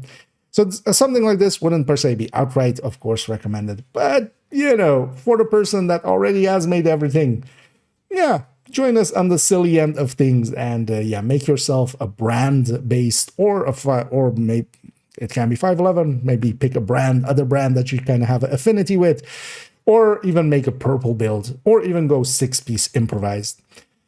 With the 6-piece improvised, though, it is very much just crafting and optimizing with these 511, actually, as I stated. I've actually farmed a lot of 511. I still don't have the perfect setup yet, and this still gives me something to do. And on to 512, where we do have something a little bit more serious, just a little bit more than that 511. Here we're taking a Red-FI. Red-FI is actually a decent setup for buffing, where, as we discussed with several of the FI builds, if we have our allies be at full armor, whenever they are at full armor with an FI in the team, especially with the chest, they gain 25% total weapon damage or 25% total skill damage, making it so that you can very easily buff your allies as long as they are at full armor. And here, though, we're giving up basically the healing of that build and going instead with our own damage alongside of it. Meaning that we can't heal as well, even though we still have some tools for it. We can heal a little bit, but we can't, for instance, heal as well as a full healer. But instead, we do actually gain enough damage on ourselves to make that a little bit worth it. Here, just as with the normal FIs, the full healers, we don't want to really take the backpack here still even. So instead, we're taking here a Cheska backpack with Vigilance. This works out to be overall the better choice for a build that has very low crit chance, crit damages overall, even here with the Elmo in there. This actually still beats out a unit alloys overall. I would say the unit alloys backpack we could take here would gain us a tiny bit on the burst DPS, but we would gain so much more, or we would lose so much more on the sustained DPS and the damage per mag. Then we're pairing it for this build with the Coyote, and it's kind of handy to have this build kind of run the Coyote for the rest of the team. Although, of course, we can go other choices, as if we want to increase our own damage, Overdogs or Tinkerer can all be choices. Bittersweet actually aligns decently well with this, and I've been still meaning to maybe try out making an headshot variant of this setup to go with the Bittersweet. In the end, we kind of did with the Bittersweet in depth look. We kind of went with a measured assembly setup, which I still feel aligns a little bit better with it. But we could also go FI and try that out that way. So Bittersweet definitely an option. As I show here as well, we can go with the mask and the BTSU, which was actually the variant that we already showed on character 3, where we had, instead of the Coyote's mask, we had the BTSU gloves together with Technician, making 2 tiers. And we could always use the trick of overcharging ourselves first, and then if we did a second overcharge, we would actually still do a supercharge. If we take it into the game, we see that this one, again, is saved with 5 pieces, of course, as we do want to give ourselves the options. With character 3, I was showing it with the BTSU glove, which is actually the way I enjoy running this the most. We can go with that BTSU data glove, and then when we just use our hive to, for instance, heal a little bit, we can deconstruct it for an overcharge on ourselves, and a second deconstruction of it will actually still trigger that BTSU overcharge. But also, yeah, we can go, for instance, Tinkerer or even Coyote, as we showed there. We could even go, even other choices if we wanted to. Overall, I would definitely keep the chest. The chest is a good part of FI, and really not much else we could stick in here would be competitive with it. I could still, though, actually go with that Ferocious Calm that we had earlier already in the Combat Medic.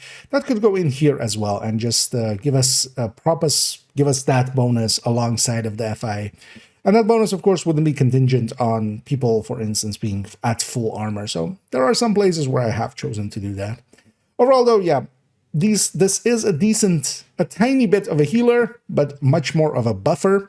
And that's actually the kind of the triangle of the combat medics, Red-FI and full healer. The full healer can heal really well and buff, generally, with the FI setup. This can buff and do some damage. And then the combat medics can heal and do some damage, but they don't buff much. Here again as well, especially with that BTSU, one thing I can do is deconstruct it, and when I overcharge myself, sticking out a smart cover instead of, for instance, having this cam is actually a really good way to go. Getting that overcharged level at that point, damage targets out of cover.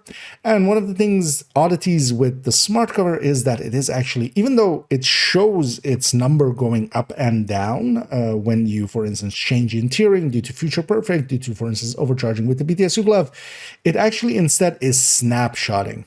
So when we deploy it with its duration of 30 seconds, it will snapshot whatever stats it had at the overcharge level.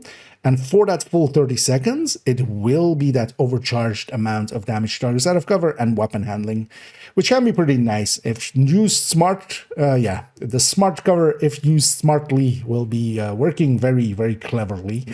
It is a really great tool, and yeah, that combination works out really well because of the snapshotting of that smart cover. One other choice we have as well with all of these is actually to take Safeguard. Safeguard can actually be really good for adding to our healing. We're usually going to be at full health anyway. I'm not going to be the frontline fighter, especially if we're kind of considering countdown and such. I'm going to hold back a little bit more. And if we have Safeguard, then we're adding 130 repair skill, and that can make quite a difference to our healing. So sometimes I do take Safeguard, especially now that it is 130% instead of 100. That does make quite a difference, actually. This, though, is a somewhat harder build to get together. These are all the future initiative pieces, the FI pieces, are all gonna mostly drop with yellow stats underneath it, and we need to recore all of them, meaning that when we're farming for them, most of them will drop with yellow stats because it is a yellow core gear set. And yeah, we need to find pieces with crit chance and crit damage to put that red core alongside of it. And that can be actually pretty painful to get together. It might take actually, several sessions of several hours to get all the pieces for this, if nothing at all. Then, of course, yeah, you need to recalibrate them, and usually you won't get them full, and you need some optimization.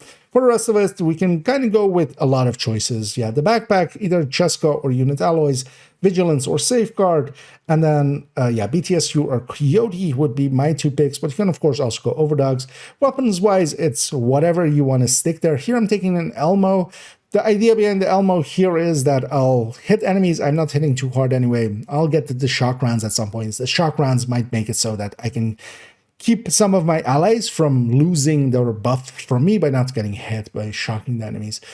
But that's, of course, yeah, we could, for instance, also stick Iron Lung with somewhat of the same intent, or just go all out and, for instance, because you can still get a killer weapon, Killer Lexington in there, and still do some decent damage.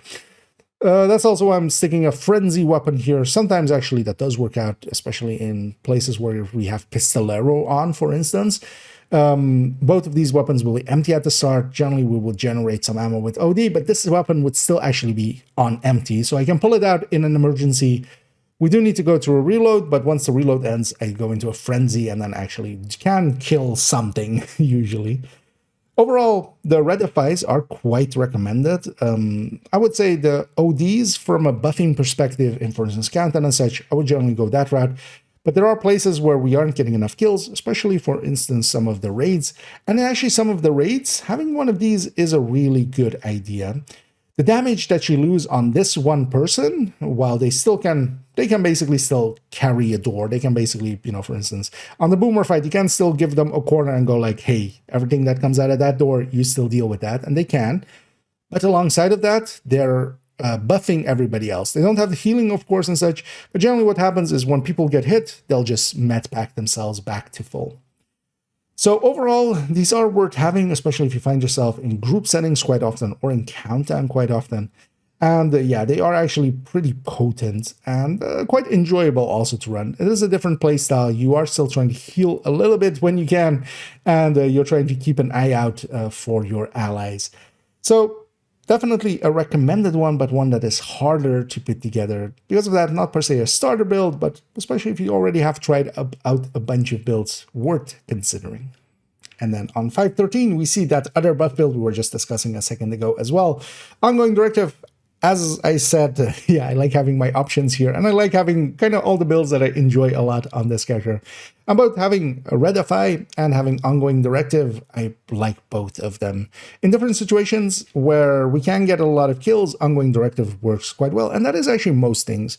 Most missions, most activities, and things like that, bounties, we are getting a lot of kills. It is mostly more, for instance, in the raids and some, for instance, incursion fights and stuff where something like Ongoing Directive wouldn't get enough kills to trigger its ammo. Because what Ongoing Directive does, it effectively is a status effect-based gear set somewhat, but it's mostly just doing a gear and status effect mostly to generate its mark. Its mark will then generate its hollow point rounds for itself and the team. Itself, with the chest that we have here on, will get 50% when it has AMP, separate multiplier. When it has its hollow point rounds, everybody else gets 20%. But also what it does is generate ammo. And one of the main reasons we do use ongoing directive as well, first of all, it buffs the team, which can be a really strong buff, especially in places like Countdown where a lot of kills are happening, but also we are with 8 people. And alongside of that, it can also be used to bypass any of the ammo directives.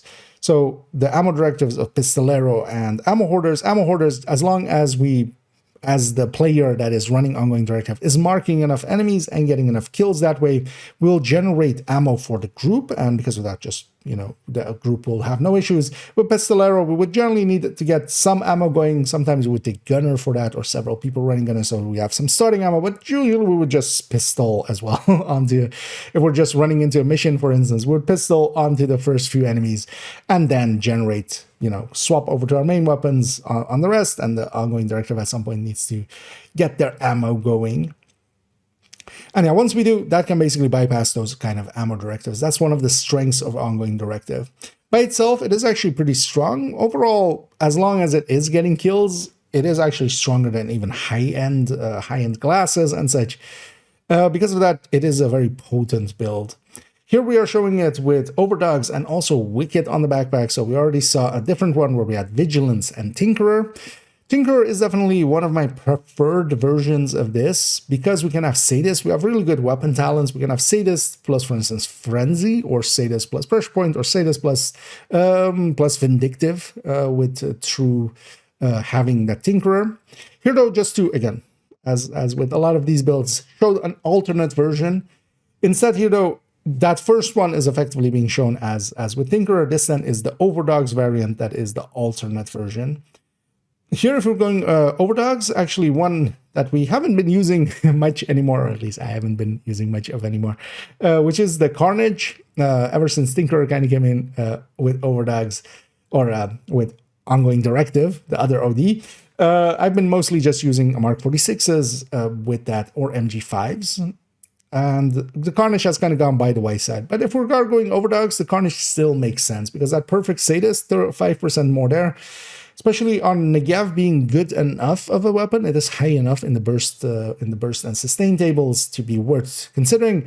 Its biggest downside is its handling, and it handles quite very much like a pig, even though of course the M60 would actually have that nickname. But yeah, I feel we can push that nickname here over to this one, or maybe this is more like a wild honey badger in your hands. But there's also a gun called the honey badger, so. Maybe it feels like having Carnage, the nemesis of Spider-Man, trying to wriggle him between your mitts. Yeah, but overall, we are going to take, with the Ongoing Directive, we are going to take the chest. We are generally not going to take the backpack, especially on setups like this. And that means that we would take a high-end backpack and then stick usually an exotic in there. And of course, that then should be no surprise if we take it into the game. It's a 5-piece again, as I mostly do still end up running this, even on this account, with this character, with going with the Tinkerer.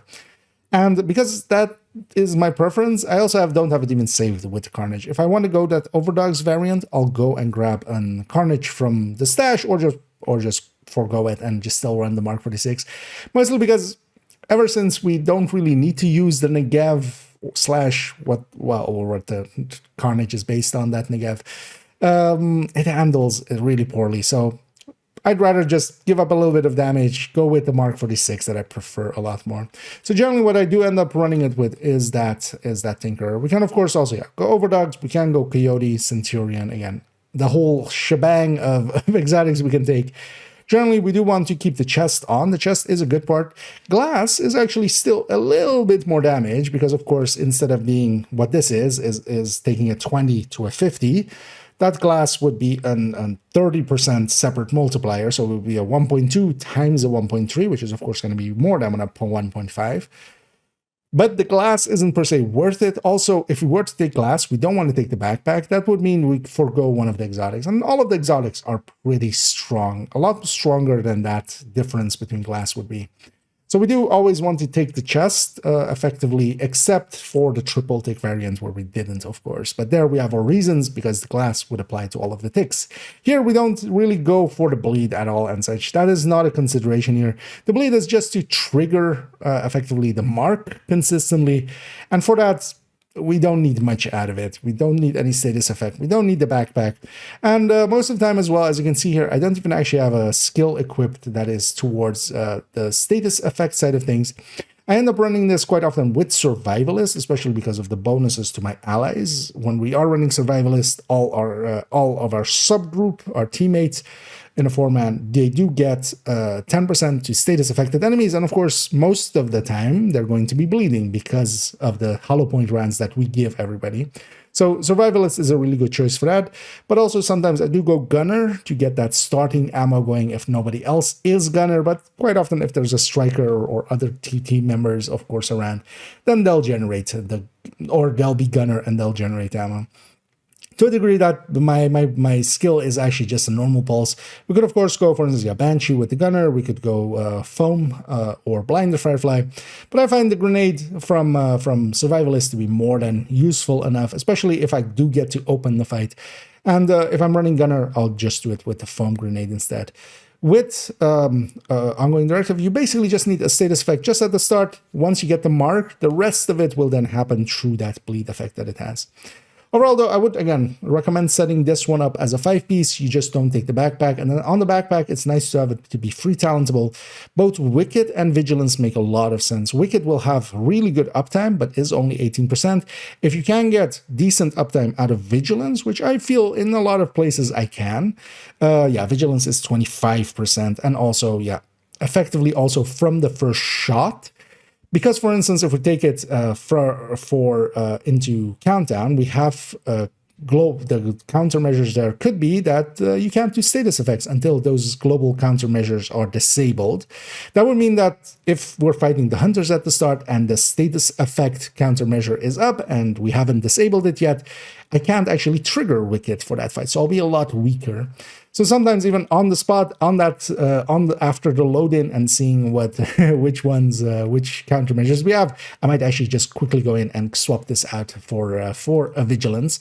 In the past, I used to have, I still do. Where's the save? Oh, this with the FI, and I have a Vigilance backpack here. On the other character, I don't anymore.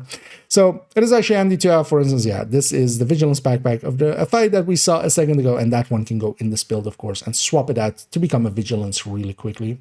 Overall, a pretty easy build to put together. These are all red core pieces, so we just find them preferably with high enough red weapon damage there, and then put crit chance or crit damage alongside of it, a few crit chance, crit damage mods. Overdogs, as we discussed several times already, is in the general loot pool, and also from retaliation, especially hyena retaliations. You can get the blueprints, is a good way to go about it. A Cheska backpack is actually usable in a bunch of places. So, for instance, if we were just taking a Vigilance one, we could just, for instance, share it even between the FI we had a second ago and this build. Carnage is an easy enough get, but overall, I end up running it more with the Tinkerer as my main one, but that's, of course, that other build picture we already saw, so this is shown as a variant. But if you are going with the Tinkerer, that Mark 46 is really my go-to here. Overall, well worth of a build to have, if nothing else, to deal with directives quite consistently.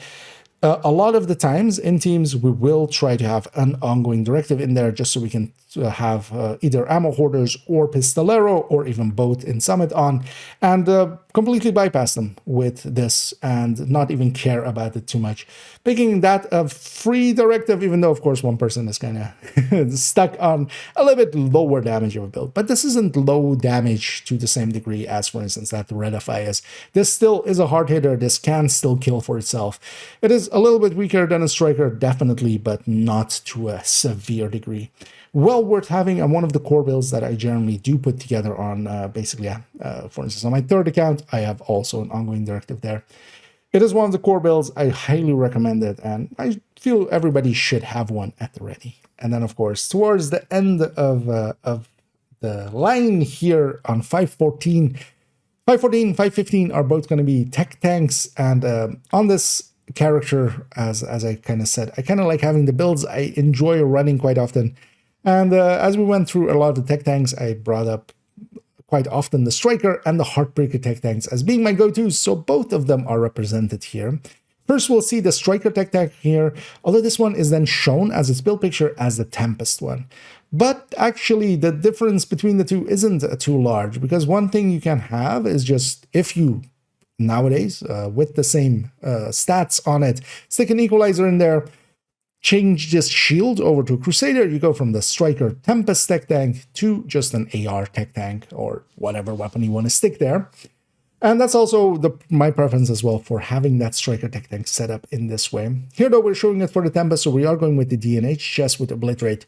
DNH Obliterate is the single Obliterate that actually outright beats Equalizer. That 20% from the DNH is enough to beat the Equalizer's 5% or 4% more on its perfect, plus the rate of fire bonus. So because of that, we are, for the Tempest specifically, going with the DNH chest. It is actually a decent improvement, but otherwise, if you don't have it, and also for laziness reasons, you could just keep the DNH or out of it and just go with the Equalizer instead. And yeah, just swap out the shield to go between basically which one you want to be your main weapon. Overall, the tech tanks as a layout, what they are is that we are taking a Memento, we are taking Technician, and that's to get the Artificer, that's the tech in the tech tank. And then we have the tank, the shield, but that's being, of course, the tank of the tech tank. We are going for a 6-tier shield, so we do have 6 tiers here. We have 3 blue cores here, we have 1 blue core from the Memento, and then we have 1 yellow core from the Memento as well, together with that Technician for the 6th tier, as both blue cores and yellow cores feed into that shield.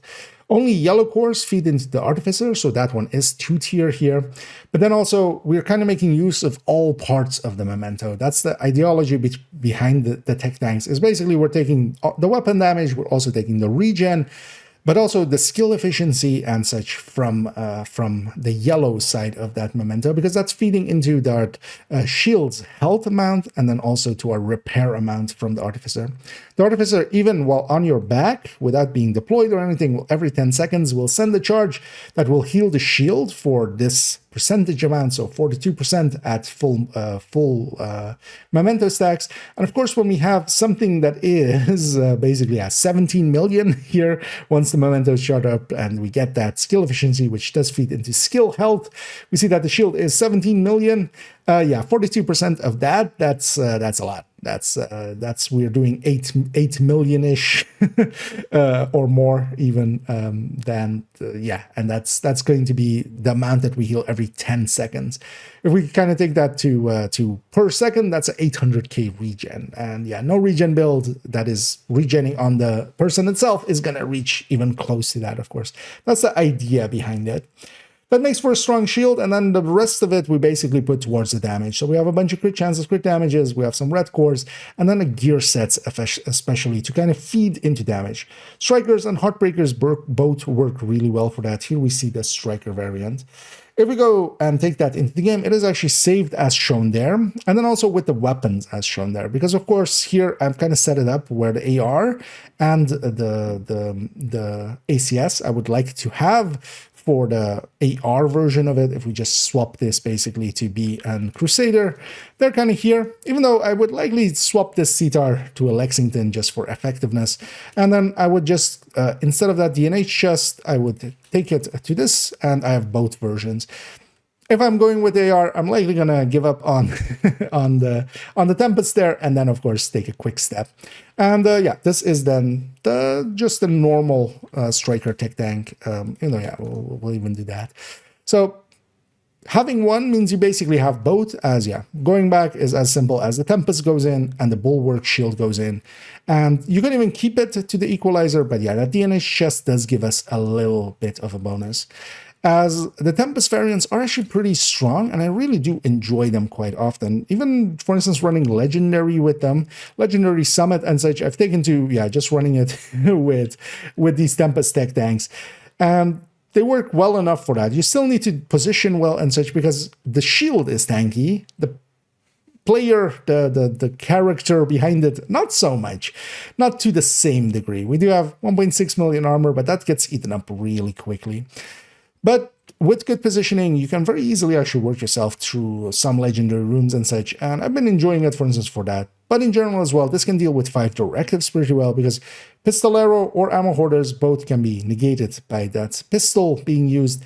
And then, of course, that's the main one we need to deal with. Everything else, things like the skill ones, things like the fragile armor and hard to earn and such, we can just deal with by playing, playing well, by just not breaking our armor, by making sure that we, for instance, as well with cool skills. Actually, that does nothing for a TechTank or to a TechTank. The Artificer doesn't need to have charges. You can just freely use your shield, put the Artificer Hive on cooldown. It will still send out charges every 10 seconds as long as it's on your back, as long as it isn't deployed. So, for instance, cool skills can be negated by that. With scavenge skills, we would need to watch out that whenever we put the shield away, we need a pickup again to bring it out again. So it's just minor annoyances, but the ammo one we definitely have to deal with. If we don't have ammo, yeah, or we can't shoot, we're in a lot of trouble. But of course, by going the Tempest route, we never run out of ammo. We have infinite pistol ammo always, so that is taken care of that way. And these ones are actually pretty strong and definitely something I, in the future, want to build showcase. Likely not too quickly in the future because the next few are kind of set. But yeah, we definitely want to visit some of these Tempest TechTanks in the future. There's also a high-end version that I've made. Overall, I like the Striker one quite a lot better. Its damage, once we get above 50, 60 stacks, is a lot better. And the upfront damage of that high-end is a little bit nice, but yeah, the high damage of this, once it kind of gets going at full stacks, is something that is kind of hard to beat. Overall, these are also decently easy to put together. All of the TechTanks, yeah, they do require either recoring some of the cores. For instance, on the Heartbreaker one as well, we are recoring a blue core to a red. Here we're recording a few red cores to blue. These striker pieces would, of course, normally come with the red cores. So we take some crit chance, some crit damage alongside of it, and yeah, we record them. Overall, though, the TechTanks do require you to, well, first to unlock a Technician, which isn't unlocked by default unless you have the year 1 pass through Ultimate. We do need the Memento, of course, and because of that, it's also not per se a starter build. That's also why it's not the highest one up in there or the highest recommended for new players. And these are my go-to solo builds, so they're well worth making, but yeah, they do require a little bit of investment to get those unlocked. Also, they benefit from all of the points kind of from our watch, because yeah, those armor parts as well help alongside of the weapon stats. But even for instance, the repair goes into how much we repair with our Artificer. So having a decently leveled up watch helps quite a bit, and reaching that level 1000 definitely makes a difference, more so even here than it does to just a red build that isn't making use of all those parts. Overall, highly recommended to make some of the TechTanks, if nothing else.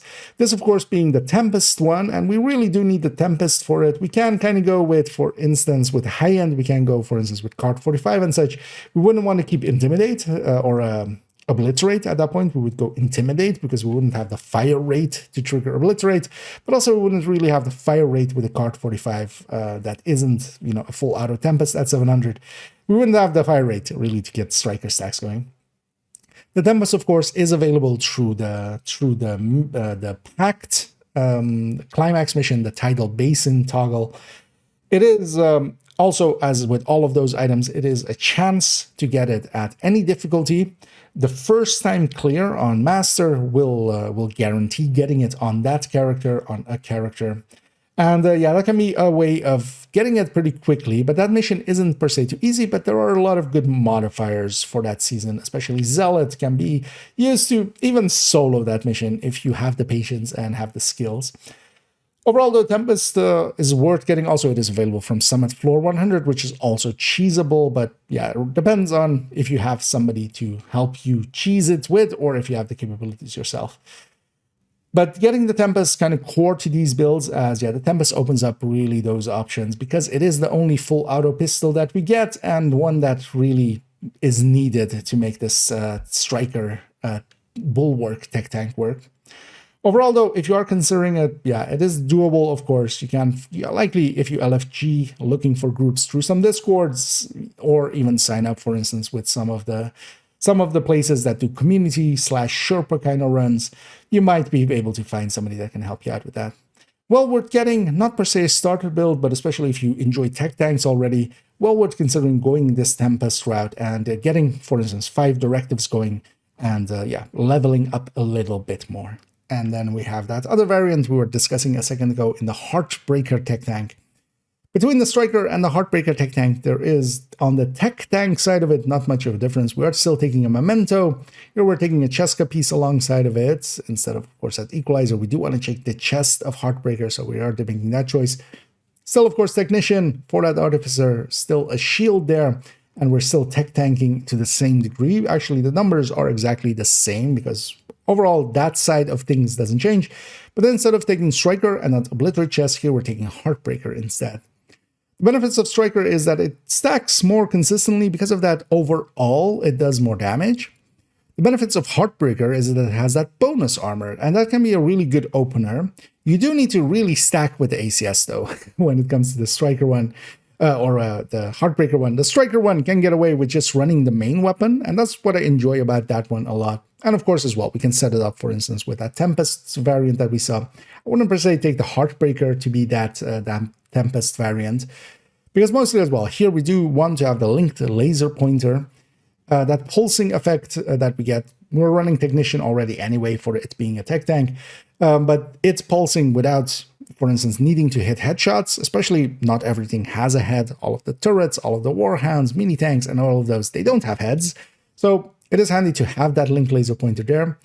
And here we are going, we've already seen a Heartbreaker tech tank on character 4 that we had set up with a salvo, and then actually Killer on the weapon slot, on the weapon talent slot. Here is the older variant, although not worse variant, and here we're going for more consistency. The salvo actually does help a little bit with the stacking and such, because 10% rate of fire does help out quite a bit. But actually, the Cheska still is competitive with it, mostly because the crit on this build is already pretty low. When the crit is this low, we are gaining about as much from a Cheska piece as we would be from a salvo piece, around the same burst of them, of course. The RPM would be better on the salvo end, making us a little bit stack, a little bit better, of course, with especially if we, for instance, take a stack broker on top of it as well. But you do lose a little bit on the sustained DPS and also on the damage per max. So actually, I've taken to, for instance, on that other one where we are taking salvo, we're also making a different choice of going Killer there, because Killer also becomes a little bit larger. Here we're taking the old variant style of taking Flatline, which is much more consistent. That Killer still requires a kill to be around 26%. Here, because we're already going to be Technician anyway, and we kind of need that linked laser pointer for the Heartbreaker, this is still around, yeah, it is 15%, of course, for Flatline. Usually we would consider that, because of the loss of the linked laser pointer, to be between 12 and 13%. Here I would still kind of consider it at the 15%, because even if we go with different talent, I still want that linked laser pointer. And we still do, actually, on the one where we have Killer, we still have that linked laser pointer. So overall, this is one of the 2 ways to kind of set it up. And that's also works out for me, because generally in the build collection, I don't want exact duplicates. That's why we are doing so many variations. And for instance, yeah, showing an ongoing directive with the Tinker mask, and then with the Overdogs, and then we're showing Strikers with, for instance, Overdogs and Coyote and Tinkerers and things like that. So here we definitely have 2 different variants we can go for now. One is with the salvo and one is with Cheska. I could make a case for either of them. Each has their benefits, each has its downsides. And honestly, you can play around with it. I definitely feel, though, that there is still a place for this Cheska piece, especially with its higher sustain end of things. Overall, here again, we're taking a gear set to give us that damage end of things, because, yeah, we are taking the same 3 blue cores that we had on the strikers as well on the pieces, together with 1 blue and a yellow on that Memento and Technician for that 6-tier shield, so that stays the same. Here, though, we're going with the mechanics of Heartbreaker underneath it, together with everything else towards that crit chance and crit damage. And it's Heartbreaker that, with that bonus armor that it generates, that really does help. That may let you be a lot more aggressive at the start, especially if we do go and stick this ACS into someone and get a lot of shots going. Now, of course, now we would very much consider Stack Broker for this. Stack Broker for the side of stacking definitely makes a lot of sense. Here on Heartbreaker as well, that doesn't have its own rate of fire, does make a big difference, and we do actually gain on it quite a bit. Now, of course, for now, we only have 1 Stack Broker per account, and I'm using that with Brazen on other builds, so I'm keeping that one there. But then in the future, yeah, or well, quite often either I'll just put that in here because Brazen is fine enough, but I do actually like the consistency of Flatline a little bit on these shotguns as well, so I'm keeping this ACS around too, just having both. And then this one is also set up with a link laser pointer, just so that is at the ready with it. Overall, the Heartbreaker TechTank, the stacking on it is what hurts it the most. Strikers definitely counts every hit as a stack. Heartbreaker, it's about half, I feel, or less than sometimes. And yeah, that does mean stacking with that ACS, we do need to get close, but then we also have the tools to get close because of that bonus armor. Overall, between the two, I generally tend to, if I really want to be extra aggressive, I definitely lean towards the Heartbreaker. But then the Striker has the benefits of, yeah, it's better stacking. We can also make it a Tempest. And even one option that we didn't discuss over there is that we can even take it to a chest Striker by swapping in a Striker chest, and then, of course, swapping out a different piece to a high end. We can even go to the 200 stack version. Then we would also need to stack with the ACS on it, but that still works out for some places. Overall, I feel both have a place, and that's why I have both side by side here on this character. And yeah, I enjoy some benefits of one, sometimes some benefits of the other times. In general, I would recommend making one of them, and oftentimes I would lean towards the first one being the Heartbreaker, mostly because we can keep more blue cores, and we don't have to, for instance, recore as many pieces, even though here I actually do have it with record on some of these parts. But we can keep 3 blue cores, put some crit chances and crit damages underneath them, and then we just need to recore one of the pieces. But both have their merits, both are well worth having, and yeah, I like having them side by side here. For some situations that I want to have a little bit more survivability, I'll lean towards the Heartbreaker. If I want to go a little bit harder, I might go with the Striker and even maybe put in the chest. And then that Striker one, of course, as well, can go Tempest and then become a really good way of dealing with 5 directives.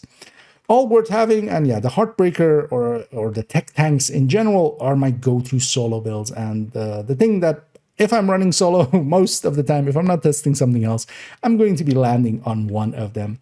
We've seen many variants of them, of course, even a Negotiator and an Umbra one and such, but overall, yeah, the Heartbreaker and the Striker are the top ones. And last, but definitely not least, all the way last even, 5.16 is the PFE shotgun that I have here. So PFE, generally, I do like having one protection from elite build on each of my characters, as they're very useful. In certain situations, especially rogue fights and such, they can just make it so easy. If I get a rogue message in a mission, if I'm on a tech tank, I would still actually likely stay on that, and that will deal with them well enough. But if I'm thinking my Memento isn't charged or something, I'll definitely pull out the PFE. Also for things like Countdown, especially during extraction, these can be very powerful, especially if used in an aggressive way and leading the charge into the enemy. These can be pretty good. And what protection from elite setups are is we are stacking protection from elite mods. That's also why we're using improvised pieces. What improvised pieces have is that they have a mod slot instead of a brand bonus, especially on the glove, the holster, and the knee pad. That isn't a thing that, of course, normally there wouldn't be a mod slot there. By having improvised gloves, knee pads, and holster, we get to have 3 more PFE slots, or well, mod slots there that we can stick PFE into protection from elite mods. And because of that, we can reach a decently high number here. So here I have three 13% on this account, and they're represented in here. And yeah, those three are making it so that with the other three being 12, just adding them all up together without actually running Survivalist, we are reaching already 75% protection from elite, and that's enough for me. One thing we could do if we have less, for instance, if we just have all 12s, taking Survivalist can get you 10 protection from elite as a perk from that specialization. But then it does cap at 80. Protection from elite as a stat, if you go over 80, it basically just caps. You can't go above that, as that is the hard limit for it. So here being at 75, I'm close enough, and then I'm taking Firewall instead. I do really like Firewall for these kind of builds. In a group setting, I give a 10% bonus to any enemy within 10 meters of me. So basically a debuff upon the enemy for 10% to all my allies. And that one isn't even subgroup, that is all allies. So if I go into the middle of an extraction, and I can because we are very tanky, and then together with that also I have Adrenaline Rush to kind of give me bonus armor continuously. And of course, if I take enough hits, the Catharsis will heal me up a little bit. So I can be very aggressive with it. And if I'm in the middle of that whole extraction, I'm giving 10% separate multiplier effectively to all of those, or onto all of those enemies, without even, for instance, having to shoot them or anything, just being in proximity to them. Then also, I am using Firewall for the shield that it provides me, and this, of course, has a damage component all to itself. Any enemy caught in that cone in front of us will give us a damage bonus, and it is actually that percentage that it shows is per enemy within that cone, so that can add up quite quickly if you have 3 enemies in that cone. And this one is very much set up in kind of the damage sense that I like having it in. And here we're also keeping most of the cores leaning towards what the brands and such come with. So yeah, we are keeping Catharsis in there. That comes blue. We can't change that anyway. We are taking a Badger Tough, we are keeping that blue core, we're taking a Cheska piece, we are keeping that red core, and then on the improvised here, yeah, I'm taking a further 3 blue cores. I generally set up my PFEs to have either 3 or 4 blue cores, and then generally what I do want is to have the option to, for instance, change that if the need arises. So here, I don't actually have a free talentable chest, but if I had an Intimidate chest, if I had my way, an Intimidate chest that could be crit chance, crit damage, and then recorable, that would be the dream. But that's, of course, a super unicorn. But here I can add in 1 more blue core on this glove for the places that matters, because there are some fights where you want more, there are some fights where you're fine with less even. But I find 3 or 4 to be the sweet spot that I enjoy having. We're taking Badger Tough for a little bit weapon damage on the shotguns. We are taking Cheska because it is still one of the better bonuses. We are going Adrenaline Rush Intimidate. That is one of the better kind of combination of both survivability and damage. Intimidate by itself is a really big bonus. It effectively, at full stacks, is because it is a self-multiplicative, it rounds up to around 42-ish% once it's fully stacked. And we are triggering it off of that Adrenaline Rush there. And that Adrenaline Rush, of course, also all that bonus armor that it gives me. Up to 3 enemies, 20%, 60% bonus armor if there are 3 enemies within range of it. And that's also refreshing every 5 seconds. With this, and also being PFE, we can run actually into the middle of an extraction without fearing too much for our own lives. And of course, being an extraction to everybody, the Scorpio, a really powerful tool, much more for CCing the enemy to kind of crowd control them. Because if we hit them and we stagger them with the disorient, or we shock them or such, that of course, yeah, debilitates them. The weapon of choice for me for the time being is the light glue. Once we get the Sheriff, this is kind of the build for the Sheriff as well to go into. The Sheriff appears very overpowered, and yeah, if it gets keep the stats that it had on the BTS, it will be so overpowered that yeah, it will likely replace the Scorpio, and then we might go with a lefty alongside of it just to maybe trigger some sledges with some grenades. One thing I have as well is, if an enemy is being kind of annoying, we can always burn them out if I have some special ammo saved up, if we have some specialization ammo saved up. And that makes a really good tool as well to use the flamethrower against, for instance, yeah, the hunters in extraction in the countdown. They aren't actually named. Some hunters are. It depends on the fight. So, for instance, the hunters in a lot of places sometimes are named. So, for instance, in some of the missions, the seat, for instance, in in the Schaefer mission is named Freedom. In the Kelso Manhunt mission is named. And even, for instance, in the other Kelso mission in Roosevelt, yeah, even there, the enemies or the 4 hunters that spawn on Master, they are named level diff enemies. But then on Summit and, for instance, also Countdown, they aren't named. They actually are just elite enemies. And that means they don't get reduced damage from specialization weapons. I mean, that makes it that flamethrowers and miniguns and such as well are very potent against them. And I feel that is quite often forgotten. Overall, a core build that I like having, not per se this one, although this one is one of my favorites, the shotgun one and the SMG one that I had in Character 3, those are my 2 go-tos. If I were to pick some, you know, just if I had to pick one PFE kind of. But what I do want to have is effectively on each character a PFE for the situations where it really can make a difference. And there are plenty of situations that is the case. Overall, yeah, going the high-end route more so than the gear set route is my preference. I don't mind the striker one too much, but even that one, for instance, is set up to be a chest striker, so we need to stack a little bit more. And also, generally, if we are going with the gear set, we aren't landing on above 70 protection from elite. And I feel, honestly, at 70 or above is when it starts to get good. And overall, well worth having, even though they are a little bit more expensive. As, yeah, all of these pieces, these improvised pieces, we do need to craft them. Generally, they won't come with that great of stats, and you'll need to craft a bunch of them and then optimize them up as well, of course. Making these not per se that new player friendly, but yeah, that cost that these have is kind of offset by the style of build kind of requiring them. Because, yeah, alongside of that, a Cheska piece, a Badger Tough piece, pretty easy to get. And the Catharsis nowadays as well is just available through the targeted loot system. It used to be for a long while that, yeah, you needed to have the blueprint up front, or it could just drop as a random, or somebody would need to share it to you. Nowadays, not anymore, though. You just can't farm for it with targeted loot masks, and it is also one of the masks that is part of Retaliation, where you can get the blueprint. Scorpio in that same way can be gotten, of course. We do want to still take that Revive Hive. It is just a little bit too useful to not have. And one thing, this is one of the places actually one of the last places where I do keep it TDI card custom, because quite often if I'm running PFE and I'm pulling it out, for instance, in a group setting where we're going to go fight some rogues and maybe with a few red players, I might go the PFE route. And it can be handy just to have that extra skill tier that we can use to toss out a hive, to have it have extra charge effectively, either reviving 2 others or that I can revive somebody else and then go and pick it up. And so I still have the option for myself.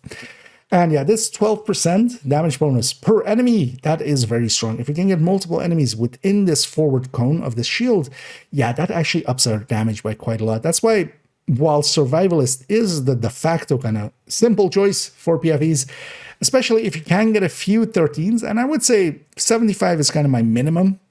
So yeah, in this case, we would need 13 PFEs for it. But yeah, having those here, even though, you know, as some have none, I've gotten pretty lucky. And yeah, that's the main reason I stream, of course, for that streamer lick. But yeah, having 3 13 BFEs does make a difference here. If I didn't have those, I would maybe consider going Survivalist instead. Overall, yeah, definitely a build style that I want on every character. Not per se this specific build again, but just the style of a PFE I just like having on each character for the situations as they are needed. And because of that, they are highly recommended. And that brings us to the conclusion and actually the end of this year's, as it seems to become a yearly thing at this point, of doing a build collection run through. As in the end, yeah, we did one last year, similar, but a little bit shorter, as we went build by build, explaining what each thing is for. This year, a little bit more extensive, and I hope it was kind of okay, as some of these are pretty long, but I do hope with the time stamping and such that it is digestible enough.